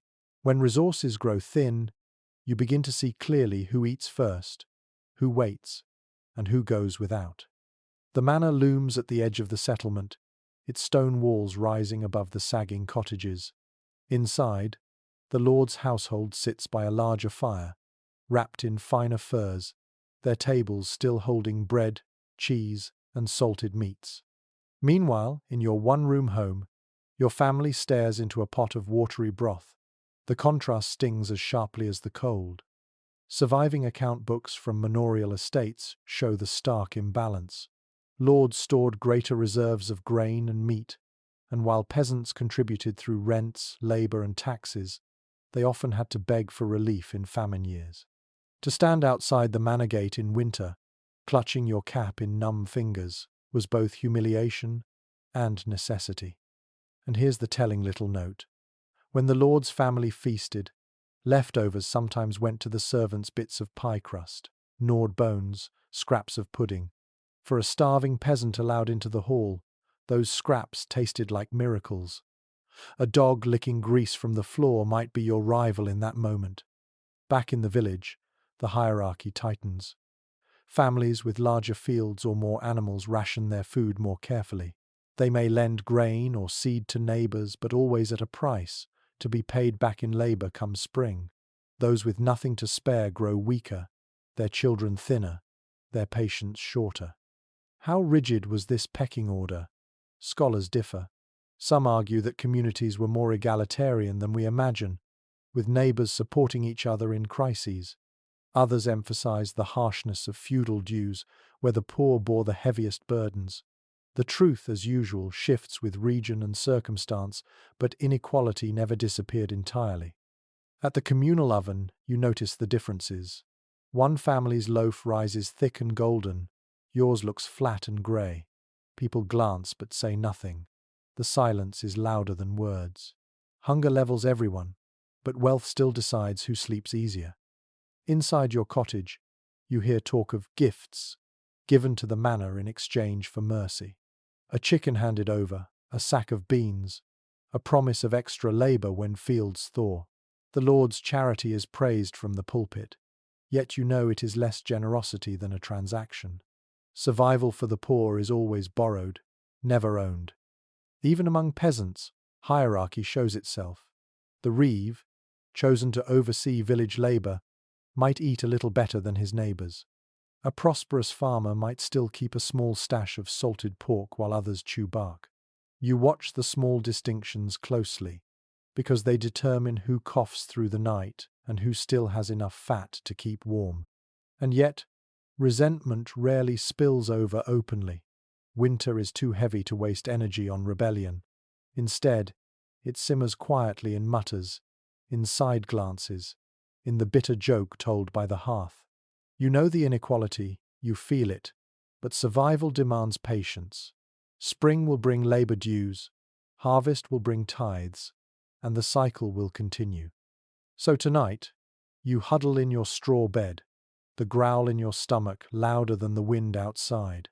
You picture the manor hall, where candles still burn, and trenches of meat are passed hand to hand. You swallow your envy along with your thin broth. Because in winter, hierarchy isn't just social. It's survival written plainly in who eats and who waits. And you, like so many others, wait hoping your turn comes before hunger has the last word. The hunger sharpens, and so does the awareness that not everyone in the village bears the weight equally. Beyond the reeve or the prosperous farmer, the true balance of power lies just up the hill, the manor. Its stone walls rise like a fortress of plenty, a reminder that while you ration scraps, the Lord and his household eat by candlelight at long wooden tables. On a bitter morning, you trudge past the gates and see servants carrying sacks of grain from storerooms large enough to make your own cottage look like a cupboard. Smoke drifts lazily from the manor's chimneys, not the thin cough of brushwood but the steady plume of seasoned logs. Inside, fires roar bright. The warmth you crave billows endlessly for those within. Estate records from across Europe reveal how lords often kept extensive stores of wheat, salted meats, cheese, and ale. These weren't just luxuries, they were insurance, amassed from rents and dues paid by peasants like you. When famine struck, lords could survive comfortably while their tenants begged. It was a system built on imbalance, as visible in winter as snow on a roof. And here's a bitter little irony. Sometimes, the lord distributed alms at the church gate, scraps of bread, a ladle of porridge, a few coins dropped into a trembling hand. Chroniclers describe villagers praising their lord's charity, but you know it is your own labour, your own tithes, turned back to you in fragments. You shuffle home, stomach tight, and hear whispers about those who went to the manor to beg. Some returned with a sack of barley, others with nothing but a sharp rebuke. The gatekeeper's mood might decide whether your family eats. You realize that winter is not only about endurance, it's about negotiation with those who sit higher on the ladder. But were lords always miserly? Researchers still differ. Some argue that noble households hoarded food, tightening their grip on dependents. Others note accounts of genuine generosity, where lords opened their granaries during famine to keep villages alive. The evidence remains patchy, and perhaps, like everything in winter, the truth shifted with each estate, each year, each personality. Inside your own home, the inequality weighs heavy. The children ask why the manor lights glow brighter than the village fires. You hush them, telling them stories of saints and kings who will reward patience. But your voice falters. You know that when spring comes, you'll return to the Lord's fields, bent under his plough, paying him back for every scrap he gave. Survival itself becomes another kind of rent. At the communal oven, the difference shows again. The steward from the manor arrives with dough made from fine white flour, rare and soft, while your family's coarse rye loaf cracks like stone. People glance at the steward's loaf, envy tugging at their hearts. But nobody dares speak. To mock the Lord's bread is to risk your own. Evenings grow darker, the wind sharper. You picture the manor hall again, tables heavy with trenchers, laughter echoing under timber beams, a minstrel strumming by firelight. Then you glance at your own hearth, one pot of turnip broth, steam rising faintly, silence broken only by coughing. The contrast aches as much as hunger itself. And yet, resentment doesn't boil over into rebellion, not in the depths of winter. Everyone knows the truth. Without the manor's protection, the village would be weaker against raiders, wolves, or worse. The Lord's storehouses may make you bitter, but they also form the safety net you cannot cut away. It is a cruel balance, one reinforced every time your belly growls while his hall feasts. So you huddle under your cloak, smoke curling into your hair, telling yourself spring will loosen the chains. For now, winter reveals what was always there: power gathered in stone walls, wealth stored in barrels, and peasants waiting outside gates for mercy. Because survival in the medieval winter wasn't just about bark, gruel, or firewood, it was also about hierarchy. And in that hierarchy, the manor's shadow fell long across the snow. The manor's shadow stretches long, but inside the cottages, another truth becomes clear. Winter survival leans heavily on women's work. While men drag wood through snowdrifts or tend animals in the byre, it is the women who turn scraps into meals, rags into clothing, and despair into endurance. Their labor fills the endless hours, mostly unseen, mostly unpraised, yet absolutely vital. You picture the hearth at dawn. A woman crouches low, stirring embers with a poker, coaxing flame from ash. Her fingers are cracked, nails blackened with soot, but she keeps at it until smoke curls up again. Then she measures out grain just enough to stretch into gruel for the day. She knows exactly how far a handful will go, how to trick hunger into silence. A pinch too much today could mean emptiness tomorrow. Household accounts and medieval guides reveal that spinning, weaving, and mending were relentless chores, especially in winter. With fields frozen, women spun wool into thread by the fire, twisted flax into linen, or patched cloaks worn thin from constant use. Clothing was never disposable. Each tunic, each hood, each pair of hose bore the marks of dozens of careful repairs. And here's an odd, almost humorous note. Sometimes women rubbed sheep tallow into thread to make it stronger against damp. It left garments smelling faintly of mutton, but durability mattered more than perfume. Imagine pulling on a cloak that reminded you of the very animal it came from. You hear the steady rhythm of the spinning wheel or, in poorer homes, the drop spindle. The sound becomes winter's music, a faint whir, the creak of wool being twisted, the sigh of someone who knows there are endless skeins left to spin. Children help by carding the fibers, their small hands combing out tangles, while mothers and daughters spin without pause. But how much control did women have over household survival? Scholars still debate.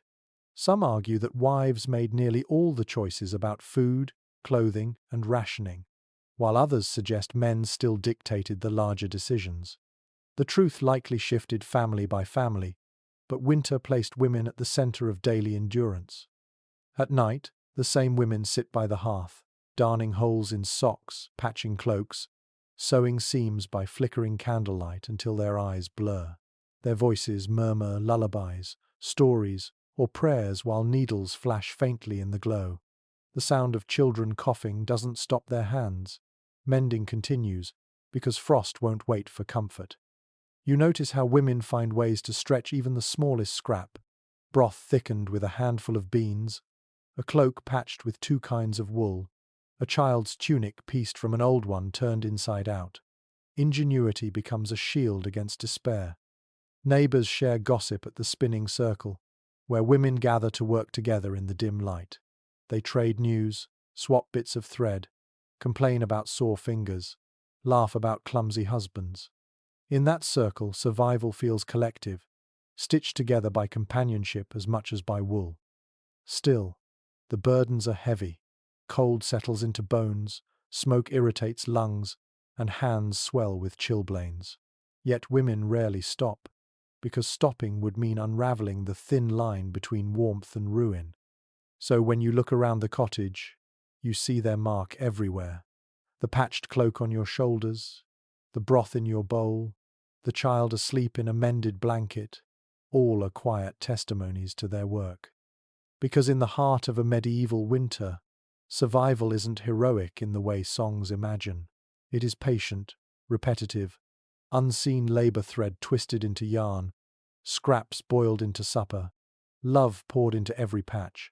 Women carry winter in their fingers, and without those fingers, the frost would swallow everyone whole. The cottage hums with the soft rhythm of spinning wheels and the crackle of the hearth. But beyond the village green lies another world of endurance, the monastery. Winter presses heavily on cloisters just as it does on cottages, though monks wrap their hardship in prayer and ritual. You imagine the stone abbey, its high walls rimmed with frost, its windows weeping with condensation, and rows of cowled figures moving slowly through the chill. Step inside the cloister, and you immediately feel the bite of cold. Stone holds frost like a sponge holds water. The flagstones underfoot are damp, the corridors draughty, the ceilings echoing with the sound of wind creeping in. Monks shuffle in woolen habits, their feet clad in simple sandals or boots, breath visible as they chant. The air smells of beeswax candles, damp wool, and ink drying in scriptoria. Monastic rules required prayer at strict intervals, day and night. Even in the dead of winter, monks rose in the dark hours before dawn, shivering as they filed into the chapel. Records from Benedictine houses show that vigils were held in near-freezing temperatures, voices quavering with cold yet steady in devotion. And here's an unusual detail.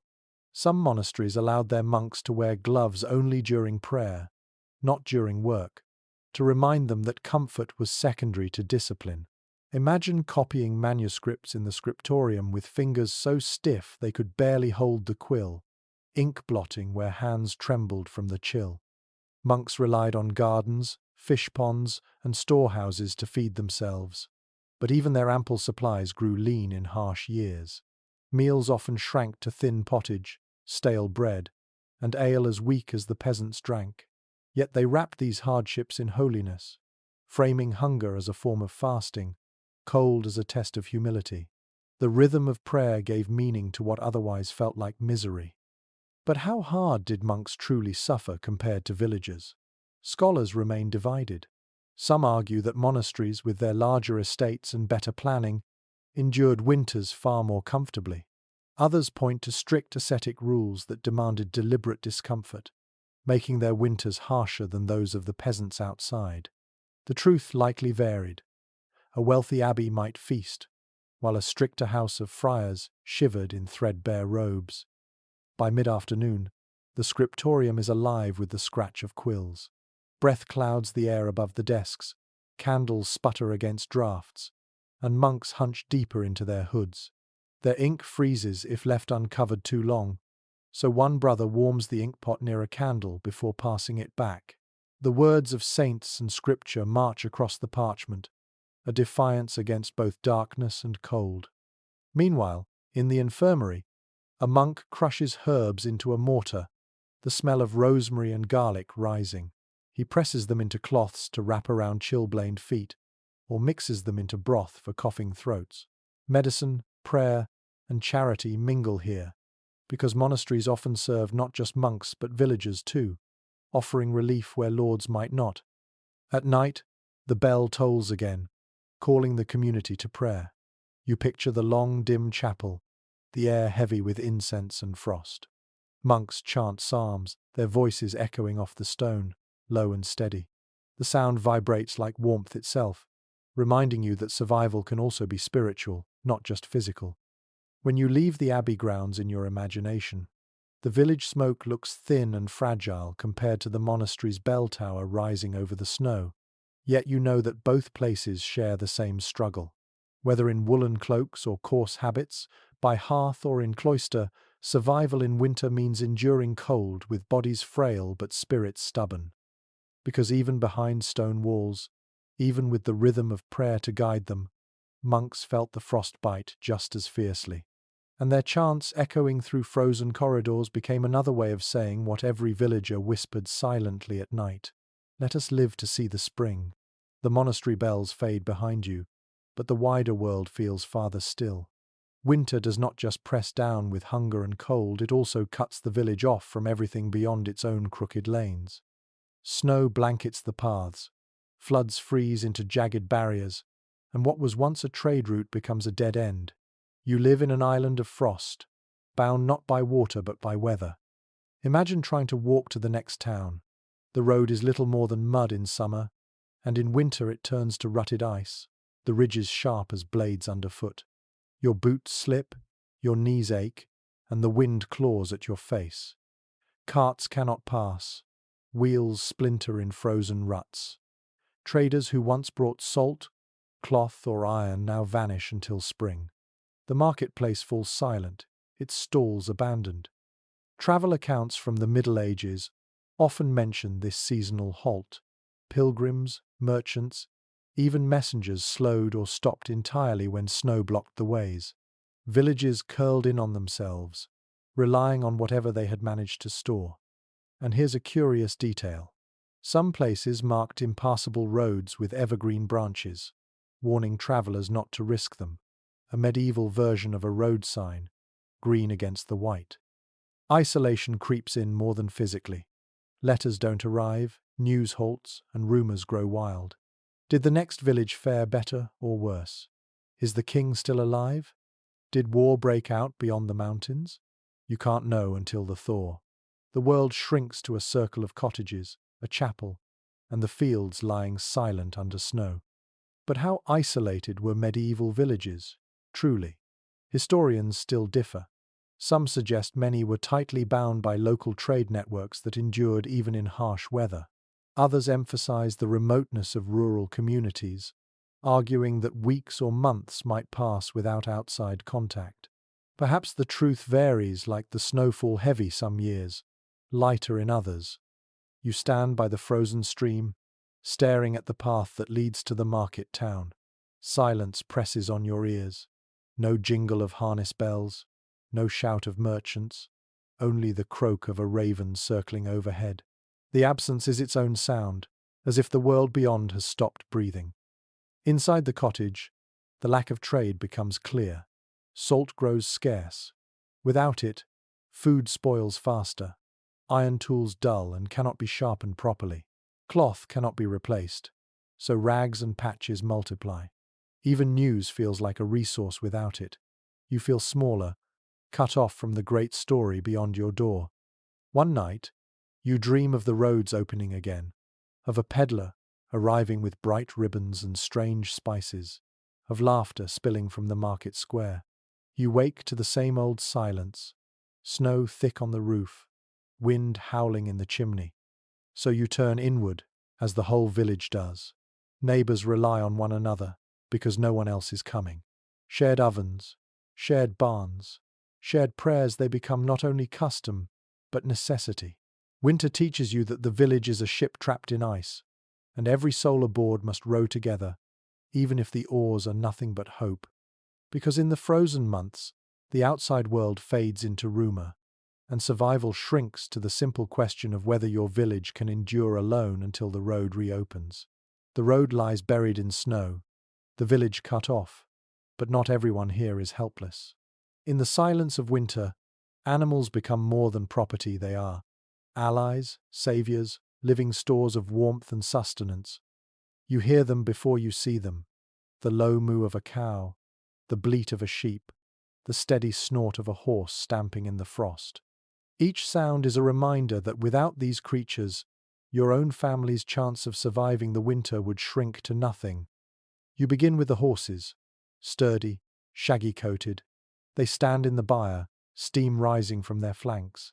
Their power is useless on frozen fields, but they remain vital, carrying loads of wood, pulling sleds across icy ground, even dragging the occasional sick villager to the monastery when feet can go no farther. In chronicles, horses are often praised as winter companions, strong enough to break paths through snowdrifts. Without them, some families would simply starve in isolation. And here's a quirky little note. In some regions, villagers fed their horses warm mashed grains boiled into a porridge to keep them alive and strong during the coldest months. Imagine carefully stirring a pot of hot meal not for your children, but for the animal that plows your fields and saves your back. Then there are the dogs, lean, sharp-eyed. They pace the edges of the village, their barks carrying into the frozen dark. They guard against thieves, chase off prowling wolves, and keep the rats from the grain bins. Some sleep right beside the hearth, curled tight into balls, their fur another layer of insulation against the night. For children, a dog's warm body becomes a pillow. For parents, the bark is an alarm, proof that danger hasn't yet slipped silently inside. Cats, too, play their role. Half wild, half tamed, they stalk the corners of cottages, pouncing on mice fattened by stolen grain. Villagers tolerate their aloofness because each mouse caught is a mouthful of food saved. In folk tales, cats are sometimes described as mystical protectors, their glowing eyes warding off evil. In truth, their real magic is hunger, and their ability to survive it better than you can. But how much reliance did peasants place on their animals compared to their stored food? Researchers remain divided. Some argue livestock were the true insurance policy of the poor, milk and manure as vital as bread. Others emphasize that feeding animals through winter was often impossible, leading to mass slaughter each autumn. Likely, the truth lay in between. Families clung to what they could keep alive and sacrificed what they couldn't. You remember the pig tethered outside. He is noisy, greedy, and smelly, yet he is also your treasure. If the hunger grows unbearable, he will be slaughtered, his fat rendered into lard, his blood whipped into pudding, his hide dried for leather. Nothing will be wasted. For now, though, he still grunts in the straw, his warmth and future meat another candle flickering against despair. In some villages, oxen were brought inside during the coldest nights. Their heavy breath fogged the rafters, their massive bodies radiating heat like living stoves. Children pressed themselves against their flanks, comforted by the slow rhythm of chewing. It was not glamorous, but it was survival. And here's another oddity. In folklore, people whispered that sleeping beside certain animals like sheep or goats could draw away chills and fevers. Superstition mingled with practicality. In truth, their warmth did more than any charm. At night, you lie listening to the symphony of animals around you. Cows lowing softly, dogs stirring in their sleep, chickens clucking faintly in the rafters. Their noises mix with the coughs and snores of your family until it all becomes one shared lullaby. The cottage smells of dung, smoke, and wool. To a modern nose it might seem unbearable, but to you it is the fragrance of survival. Every beast has its role. Every sound, a reassurance that life still hums through the village, even as snow lies deep outside. Because in a medieval winter, people and animals weren't separate worlds. They were partners in the same desperate bargain, sharing heat, sharing space, and sharing the long road towards spring. The cottage is alive with the shuffle of animals and the chatter of children. Yet another enemy stalks quietly in the corners of winter. Sickness. Cold bites the skin, hunger weakens the body, and disease slips easily into the gap. With no physicians at hand, villagers turn instead to remedies, passed down through memory, half practical, half mystical, all tinged with hope. You watch as an elder woman gathers cloves of garlic, their pungent smell sharp even in the smoky room. She crushes them with the flat of a knife and slips them into a pouch tied around a child's neck. Keeps away fever, she mutters, though whether it's the sulphurous bite or pure superstition, no one can say. Records from medieval herbals confirm garlic's reputation as a winter cure, its sting believed to ward off illness as much as spirits. And here's an odd little note. Heated stones were sometimes wrapped in cloth and placed against the chest or belly to draw out sickness. The warmth gave relief, but villagers believed the stone actually pulled the illness away. Imagine falling asleep with a hot rock hugged to your ribs, convinced it was tugging fever out of your body. Other cures fill the air with strange smells. Bundles of rosemary or juniper burn on the hearth, smoke billowing through the cottage until everyone coughs. It cleanses the air, they insist, though your eyes water as much as your sickness. Honey, if you still have it, becomes medicine too, mixed with herbs for coughs, spread on wounds, swallowed to soothe throats raw from smoke and frost. But how effective were these folk remedies? Scholars remain divided.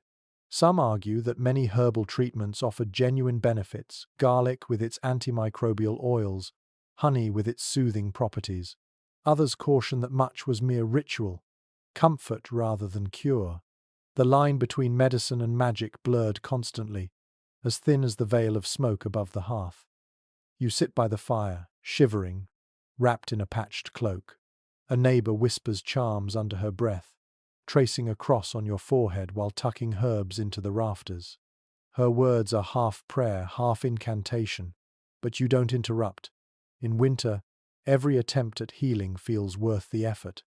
Children sniffle, their noses red, their coughs rattling through the night. You boil nettles into a bitter tea, pressing cups into small hands. The taste makes them grimace, but the warmth soothes their bellies. You rub a salve of animal fat and herbs into chapped skin, the smell sharp and greasy, but comforting nonetheless. When the priest visits, he brings holy water, sprinkling it across beds and hearth alike. The droplets hiss on hot stones, filling the air with a faint tang. Villagers kneel, hoping the ritual will chase sickness from their homes. In truth, whether it works or not hardly matters, the act itself gives courage. By candlelight, you remember the stories told by elders, of charms made from wolf claws, of whispered prayers said backward to confuse fevers, of herbs gathered only under a full moon. You smile faintly, not because you believe all of it, but because belief itself is another kind of cure. The night stretches on, punctuated by coughing, by prayers, by the clink of stones heated once again. You listen to the mixture of sounds, human and animal, fever and fire, and realize that survival is stitched together not only by food and firewood, but by faith in these little rituals. Because in the heart of a medieval winter, medicine wasn't only about herbs or charms. It was about giving people hope when the cold seemed endless and the body too frail to fight alone. And hope, in its own strange way, was the most powerful remedy of all. The smell of garlic and herbs still hangs in the air, but after the coughing quiets and the stones cool, another rhythm takes over the cottage. Stories. Winter nights stretch endlessly, and without them, you would drown in silence. So the hearth becomes a stage, the flicker of flame casting shadows that bring words to life.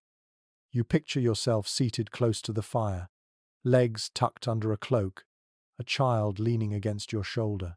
The wood pops and hisses, sparks flying up the chimney hole, and in that dim glow someone clears their throat and begins, "Long ago." Immediately, the room leans in. Medieval villagers didn't have books to pass around, but they had voices. Tales traveled from mouth to mouth, reshaped with every telling. Some were holy legends of saints braving blizzards, or miracles that brought food to starving monks. Others were folk tales, filled with foxes that talked, witches that crept through snow, or heroes who fought giants in icy mountains. Every story carried both comfort and a lesson, weaving imagination into the smoky air. Chroniclers note that oral storytelling was as essential as food in sustaining morale. When fields lay barren, words became seeds planted in the mind. They gave people something to hold on to besides hunger. And here's a curious flourish. Riddles were a favorite pastime. Children giggled while adults posed clever puzzles, often based on farm life. What runs without legs? Water. What has a mouth but never speaks? A jar. These riddles spun laughter into the long, dark, stretching hours until sleep finally arrived. The stories themselves often shifted with winter's weight. Some were grim warnings, cautionary tales about travelers who froze because they strayed from the path, or about greedy lords punished by spirits for hoarding grain. Others were humorous, poking fun at bumbling animals or foolish neighbors. Laughter became a shield, as much a survival tool as fire. But how much of these tales were purely entertainment, and how much instruction? Scholars remain uncertain. Some argue stories were tools of moral teaching, reinforcing obedience to God and Lord. Others see them as outlets for humor and resistance, sly jokes against authority told safely by firelight. Perhaps they were both lessons wrapped in laughter, hope hidden in fear. You lean closer to the fire, listening as the voice grows softer, the tale drifting toward its end. The children's eyelids droop, their heads bobbing against shoulders. An elder throws on another log, sparks bursting upward as if the story itself has climbed into the flame. For a moment, the hunger fades, the cold recedes, and the cottage is filled with warmth spun not from wood or wool, but from words. In the silence that follows, you realize how much stories hold the village together. They remind you that others before you endured winters just as cruel, that saints, heroes, or even clever foxes once outwitted the frost. They promise, in their own quiet way, that you might too. So when you finally lie back in the straw, the words linger like embers in your mind. Outside, the snow lies heavy, the wind howls. Inside, the story glows, a fragile flame that refuses to go out. Because in a medieval winter, survival isn't only what you eat or wear, it's also what you tell yourself in the dark. The fire crackles low, and the last story drifts into silence. But outside the cottage walls, another kind of struggle brews. Winter doesn't pause for war. If lords and kings choose to fight, armies march through snow just as peasants trudge through it, only with heavier burdens on their backs. Warfare in the frozen season is misery piled on misery, and villages like yours often sit trembling at its edge. Imagine an army passing through, hundreds of boots stamping across icy ground, armor stiff with frost, the clink of weapons muffled by snow. Soldiers cough into their sleeves, their breath steaming as they drag carts that sink into frozen ruts. Horses stumble on the slick roads, their hides lathered with sweat that freezes into stiff ridges of ice. No one looks glorious in winter, every man looks hungry, cold, and desperate. Accounts from medieval chronicles describe sieges stretching through the cold months. Castles stood against attackers while snow blanketed the walls, defenders huddling at their posts with numb fingers gripping bows. The frozen ground made digging trenches or launching engines more difficult, but hunger inside the walls was worse. Winter sieges turned into waiting games. Who would starve first, the besieged or the besiegers?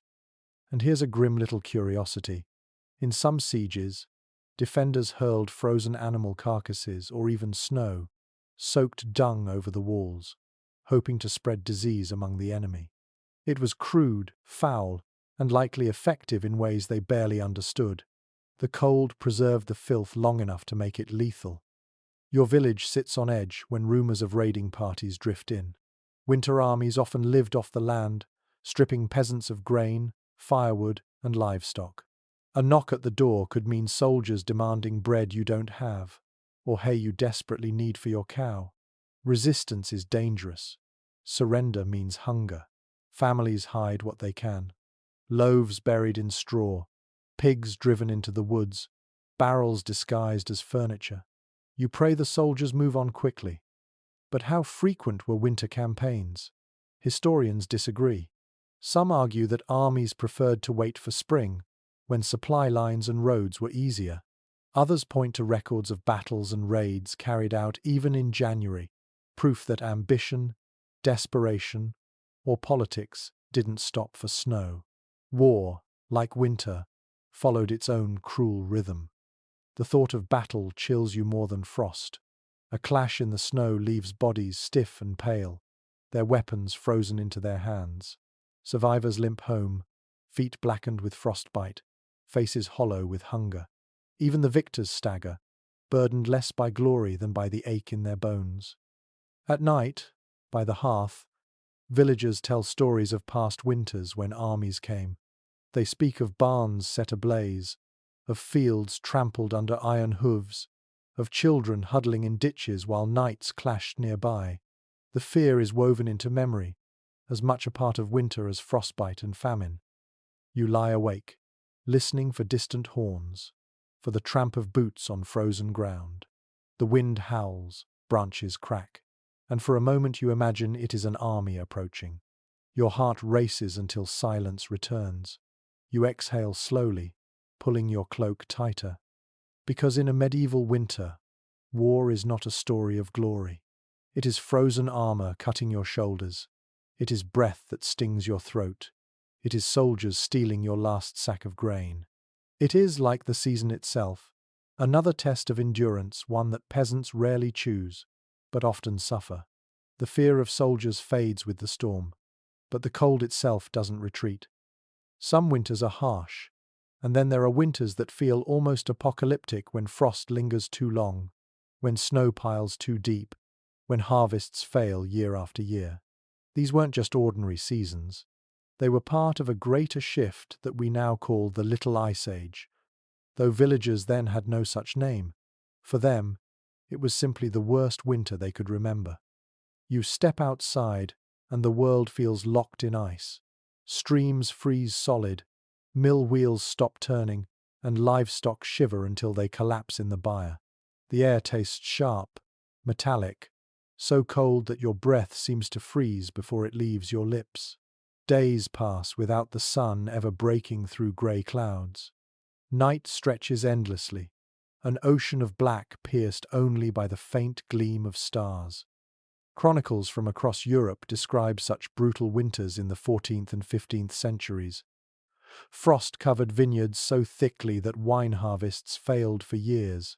Seas iced over in places where ships once sailed freely.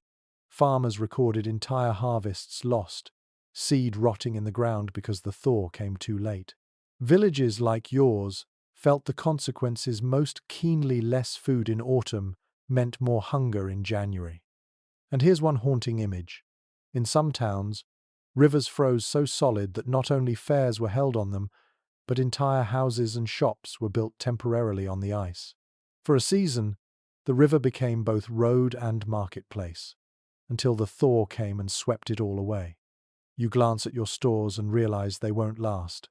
Hunger tightens into desperation. People begin boiling leather scraps, gnawing on shoes softened in water, chewing bark not for flour but just to keep jaws moving. Children cry with hollow eyes, their ribs showing through thin tunics. Elders waste away, quietly surrendering their portions so the young might live. But how much of this climate shift truly affected peasants compared to broader politics and war? Scholars still debate. Some argue that the Little Ice Age drove famines, uprisings, and even witch hunts, its cold shadow stretching into every part of society. Others caution that climate was only part of a larger web, magnifying existing inequalities rather than creating them. The truth may be tangled, like branches under snow. At night, the stories take a darker turn. People whisper about winters when wolves prowled boldly into villages, lean and desperate. Some say entire packs attacked travelers, their howls echoing through frozen fields. Children shiver at the thought, clutching blankets tighter. Whether the stories are true or not, they capture the feeling of those endless nights, the sense that nature itself had turned hostile. The church bells still ring, but the prayers sound more urgent. People kneel longer, their pleas sharper, not just for salvation of the soul, but for a loaf of bread, a thaw, a hint of spring. Faith becomes the only fire that doesn't sputter in the wind. You crawl into bed, pressed between family and animals, the straw damp, the air heavy with breath. Hunger gnaws, but exhaustion wins. You dream of warmth, of green fields, of a sun that doesn't sting, yet you wake to the same frost, the same grey, the same test. Because when winters shift from harsh to catastrophic, survival becomes more than endurance, it becomes a battle against the very climate. A reminder that the earth itself can turn enemy, and that you, small and frail, can do little but cling to life until the thaw. The winters that feel endless press villagers into a corner. But sometimes the season itself sparks ideas that reshape survival. Necessity may be the cruelest teacher, yet it is also the most inventive.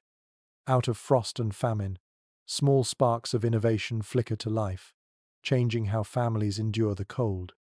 You notice it first in the fields. For generations, peasants planted the same strips of land year after year until the soil grew weary. Then someone tries rotating crops: barley one season, legumes the next. Slowly, yields improve. Beans replenish the soil, more bread is baked, and winters grow slightly less desperate. Agricultural records from later medieval centuries confirm this shift. Rotation and diversification softened the hunger that once gnawed so fiercely. Inside the cottages, change arrives in architecture. Early on, fires smouldered in the center of the floor, the smoke drifting up into rafters until lungs ached and eyes burned. But as time passed, chimneys and flues began to appear, channeling smoke out and heat inward. Archaeologists note that by the late Middle Ages, many houses boasted simple chimneys, a small invention that made winters less suffocating. And here's a curious flourish. Some families experimented with lining walls in woven mats or reeds, stuffing them with moss to block drafts.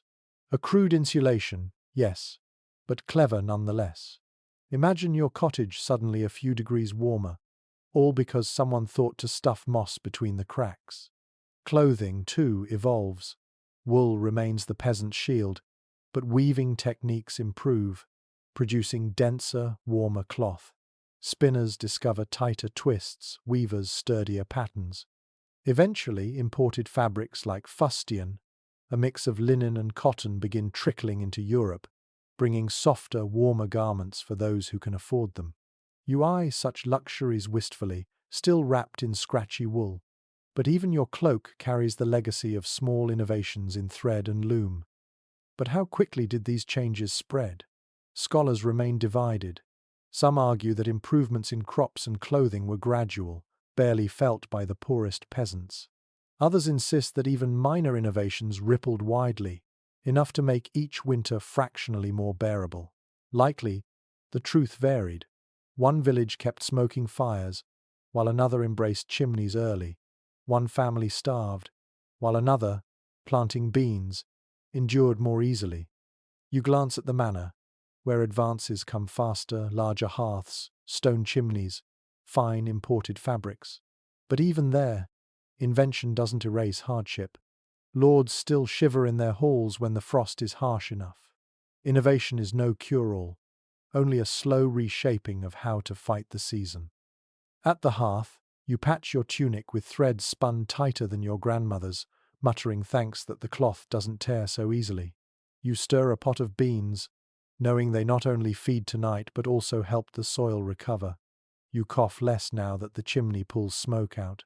None of these changes alone banish winter, but together they add up to a subtle shift: less smoke, fewer coughs, a bit more bread, a touch more warmth. And so, slowly, winter becomes not only a season of survival, but also a forge of invention. The cold presses, the hunger bites, the dark lingers, but each year, people push back with something new. Because in the long story of medieval winters, innovation isn't loud or sudden. It is quiet, patient, born in cottages where peasants stuff moss into cracks, or in fields where beans grow alongside barley. Small sparks against the frost, yet sparks that glow long enough to change the future. The chimney smokes steadily, the beans bubble softly in the pot, and yet you know winter has a way of burrowing into memory. The present misery becomes tomorrow's story, and villagers shape those stories into songs, chronicles, and whispered recollections so that the hardship will not be forgotten. Memory itself becomes a tool of survival, an inheritance as precious as grain. You sit by the fire and hear the old ones begin.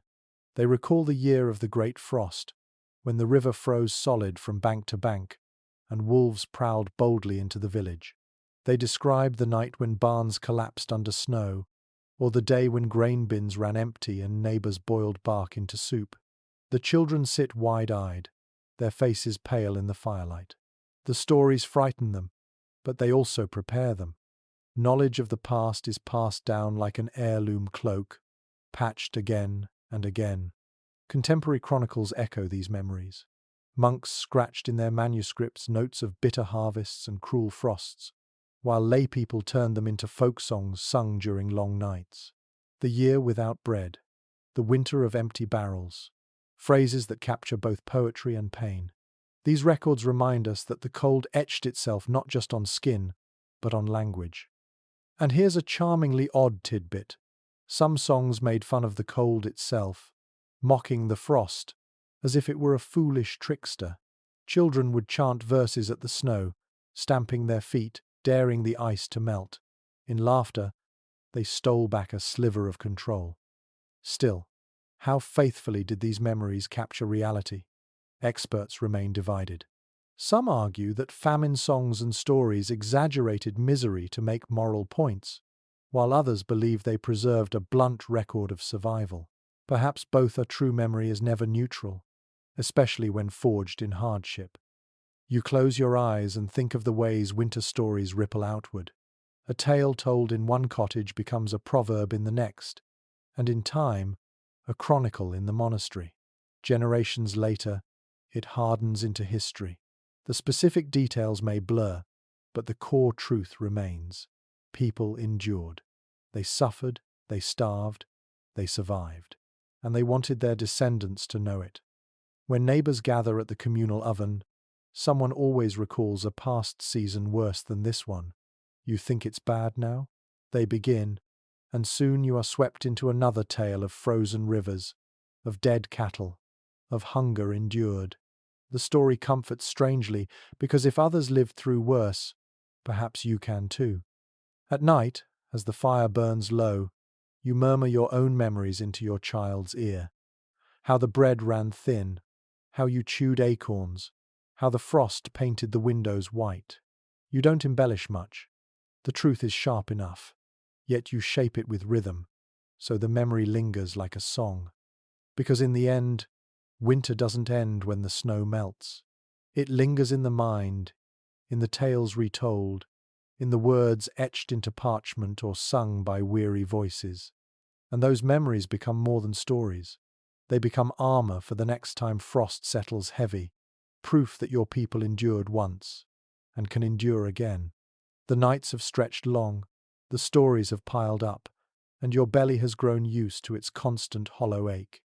But at last, one morning you wake to a sound different from the creak of ice or the whistle of wind. It is the slow, steady drip of melting snow. Outside, water trickles from the thatch. The sun feels less like a stranger, and the white blanket across the fields shrinks at the edges. The worst has loosened its grip. You step outside, squinting into a sky that seems suddenly brighter. Mud replaces ice. The roads thaw into deep ruts, and boots squelch with every step. Yet that mud is a promise the earth is softening, ready to take seed again. The animals stir restlessly, sensing pasture in their near future. Children chase rivulets of water, shrieking as they leap across puddles. Hope smells like damp soil, wet straw, and the faint greenness that lingers on the breeze. Chroniclers of the time often marked spring as a moment of triumph, not just for the land but for memory itself. Surviving winter was noted like a victory, a passage through a trial ordained by God. Prayers of thanks filled chapels, bells rang louder, and villagers greeted one another with smiles cracked wide despite chapped lips. And here's the sweet little detail. Some households kept a special loaf aside, baked on the first day warm enough to open windows. It was shared piece by piece, no matter how small, as if tasting spring itself. The bread might be coarse and dry, but to those who had chewed bark or stale gruel, it was a feast. Yet recovery is slow. Fields must be ploughed, seed sown, fences repaired. Starvation still lurks if spring planting fails, and famine casts a long shadow. Scholars still question whether the relief of spring truly erased the damage of winter. Some argue it merely postponed it, while others believe each thaw brought genuine renewal. Either way, you know the truth. Without spring, no village would last at all. You return to your cottage and see your family standing at the doorway, their eyes brighter, their shoulders lighter. Smoke curls from chimneys not as a symbol of fear, but as part of routine. You know the hunger will linger a while, but the hardest part is behind you. As you lie down that night, the sound of dripping snow still echoes, and you feel warmth rising in your chest. Survival has been ugly, noisy, smelly, and painful, but survival it remains. And the memory of this season will be folded into songs, riddles, and whispered stories, carried forward until the next frost comes to test you again. Because that is the lesson of the medieval winter. It ends, but it never disappears. It leaves marks in bodies, in minds, in tales that last generations. And for now, the snow melts, the earth softens, and the people thin, weary but unbroken look to the sky and dare to believe in spring. And now, as the final drip of melting snow fades into silence, let your mind soften too. You've walked with villagers through hunger, smoke, and frost, felt their cracked hands and heard their whispers in the night. You've shared their bread, their gruel, their laughter on the ice, and their prayers in the chapel. All of it, heavy yet strangely comforting, is behind you now. Picture the last patches of snow receding, leaving the earth damp and dark, ready for new life. The air no longer bites but brushes gently against your skin. Fields once empty stretch toward greenness. Animals lift their heads to graze, and children run across muddy paths, their laughter no longer desperate but joyful. Breathe in the imagined scent of wet soil, of wood smoke drifting lightly instead of choking thickly. Hear the faint chorus of birds returning, their calls a soft promise that the worst is truly over. The village exhales, and you exhale with it, the tension of endless nights slipping slowly from your shoulders. Allow the rhythm of your breath to match the rhythm of the thaw, slow, steady, patient. Each inhale carries the memory of hardship endured. Each exhale releases it into the softening air. What remains is calm, gentle, and deeply human. The quiet resilience of people who faced winter and lived. Now, as your eyelids grow heavier, imagine yourself lying in that straw bed, not crowded with coughing bodies, but warm, safe, and at peace. Outside, the frost withdraws. Inside, your mind drifts into rest. Let the story fade like embers cooling in the hearth. Let your thoughts soften like snow melting into earth. You are safe, you are warm, and spring, at last, has come.